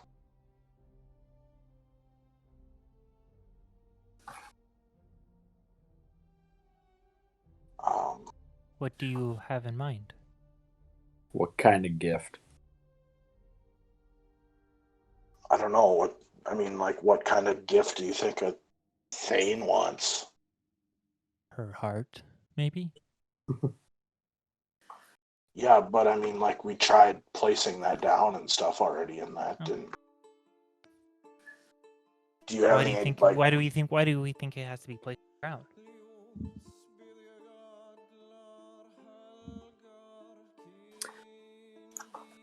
Was I able to hear No, Luke and... because they're in the center and you're like Perfect. 100 feet away. Gotcha. Well, I was just kneeling in the center with the heart. I don't know how. Esmeralda, do you have a suggestion as to how we should present this heart as a gift?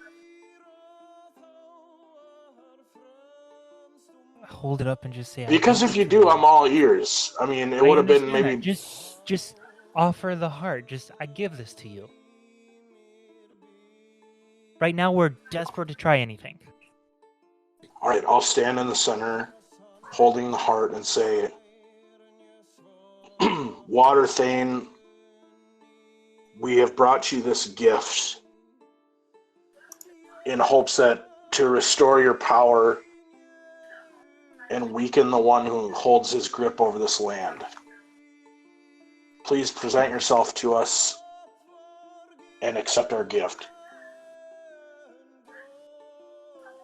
So, who's all with this group? Who's all with the group? Nith is by the water. I'm still kind of in the group with wherever the main part of the group is. Okay. All right. And Esmeralda and Irene. So, everyone but Nith. You stand in the center of the stone circle. The heart is outstretched by Lucan's arm. For a moment, you all feel like a fool for what you just did. And you start to just give up a little bit inside. But Lucan continues to hold the heart out, just hoping, praying for something to happen. And you all then notice a change in the light. You all look up to the sky and see the distant light of the sun, obstructed by layers of cloud cover, and it moves more quickly than usual. More than that, it seems to be moving west to east, backwards, wrong. Suddenly it's dawn, and then it's the darkness of midnight, and then dusk, and then it's yesterday. You all gather closer to in the center of the circle, a little frightened to what's happening, and the sun seems to be sun seems to soar through the sky. Days passing in a blink of an eye. It is daytime, then night, and then day, night, over and over and over, until you can no longer distinguish the difference. Faster and faster, the world is flying by in a perpetual twilight. Seasons changing too fast for you to feel the frost of winter or the heat of summer. In just seconds. Suddenly, time stops. It's midday, and Strahd stands before you in the circle. But he's not looking at you. Doesn't even seem to have noticed you at all. He's holding up one hand as if in a mock wave, facing the river and the ruins below. Except you each do a double take and see that they aren't ruins. At this time, in the boggy marshes, is a full village standing there, where once the ruins were. The river, it's gone. It's more of a stream at this point. The muddy bed layers ripped into the earth, but there is no water. None at all. Strahd lets out a low breath and closes his open hand into a fist. As you catch a glimpse of his face, you feel the blood leave your cheeks. You've never seen him so angry. And then you hear it. At first it sounds like a storm or perhaps the thundering of distant army. But no, you all look to the south, and there, upriver, roaring down a mountainside, is an unholy torrent of water. Lucan and Esmeralda both look. Fury kind of has a look of delight. Irina turns away to cry. Some of you scream and start to run, but you don't move anywhere. Faster and faster you seem to be moving. Another rushes to hide behind pillars, but again can't move. The water slams into Brez, drowning out the screams of the village that you once heard. The water hits you, soaks you to the bone, and knocks the air out of you. But just before it washes you out of the circle, time stops again and begins to move backwards. Time moves backwards only 2 days this time, stopping in the dead of night. Strahd walks to the circle and his face falls in horror. You follow his gaze down to Brez and you see the bonfire. Hear the final few screams of a dead woman screaming. The time moves backwards again, but just 1 day at this time. It's dusk and Strahd stands with a woman. Irina, it looks like. You recognize her immediately. You hear Strahd say, "Come, my love. Let us go and I shall give you all that you have ever dreamed of." Irina smiles smiles widely, her eyes shining from an unfamiliar joy, and then her smile falters, but only a little. "My family. I know they will never understand us, but I must go say goodbye at last. I'll meet you here tonight." Strahd frowns at this, as you see, but bows a low kiss in Irina's hand. "What are more than a few hours after centuries of waiting, my love?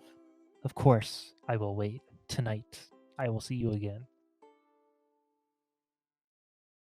Again, time moves backwards, the clouds overhead moving so quickly it hurts your eyes to look up at them. How many years are passing? Hundreds at least. Finally, it slows to a stop again. Brez is nothing more than a collection of huts on the riverbank. But what is nothing compared to the scene before you? 5 young women are lashed to the surrounding pillars, each wearing hides and foliage. 4 are dead and their chests carved out, but you can tell they were tortured many days before their deaths. Strahd stands in the center of it all, and with Baba Lysaga herself by his side. His face bears no emotion, no sympathy. The last girl, no more than 15, breathes ragged, wet breaths. Her shoulders are bent and at odd angles from being lifted for so long, and tears stain her cheeks. As she cries, she whispers something, though the laugh is unfamiliar to you. You can hear her. Does anyone speak Druidic? Can you? What's that again? Sorry. Does anyone speak Druidic? Nope. She laughs and mumbles under her breath, a language you cannot understand. Baba Lysaga walks forward and plunges the dagger into this girl's chest. The process is long and bloody, but eventually the old witch turns from a freshly cut heart in hand. She gives it to Strahd with a manic grin and watches the Dark Lord slowly lick the severed muscle. Time again moves backwards, undoing the horrible scene. This time the cycle is somehow faster than ever before. You're surprised when the clouds break and beam of sunlight that you haven't seen in many months finally show down into Barovia. Upon you for the first time, Brezk deconstructs on the river for a flash, and you see an army of distant hill and a dragon, its silver scales scattering the sunlight across the land. When time finally stops once again, you're surprised to see Baba Lysaga standing before you. She seems out of place this time, in this bright scenery of world, of ages past. But she's different. She's not a memory, she's you. She sees you this time. She looks straight into you. Baba stalks you towards Lucan as he holds out the heart. And you are taken back a little bit, and you don't react in time. As she's about to reach you, an arm bursts through her chest once again and is holding the heart. And you see a reflection of you holding the heart of Baba Lysaga. It's old and it's rotten.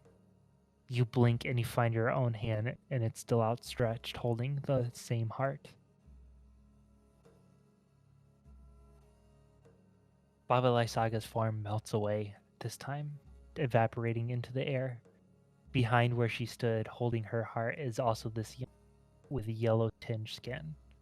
Her black hair drifting about her brow, and a floating, as if she's floating underwater. Her lips stretch out to reveal a Cheshire grin, made up of rows of sharpened teeth. The woman brings the heart once again from Lucan's hands to her gleaming lips and takes a bite.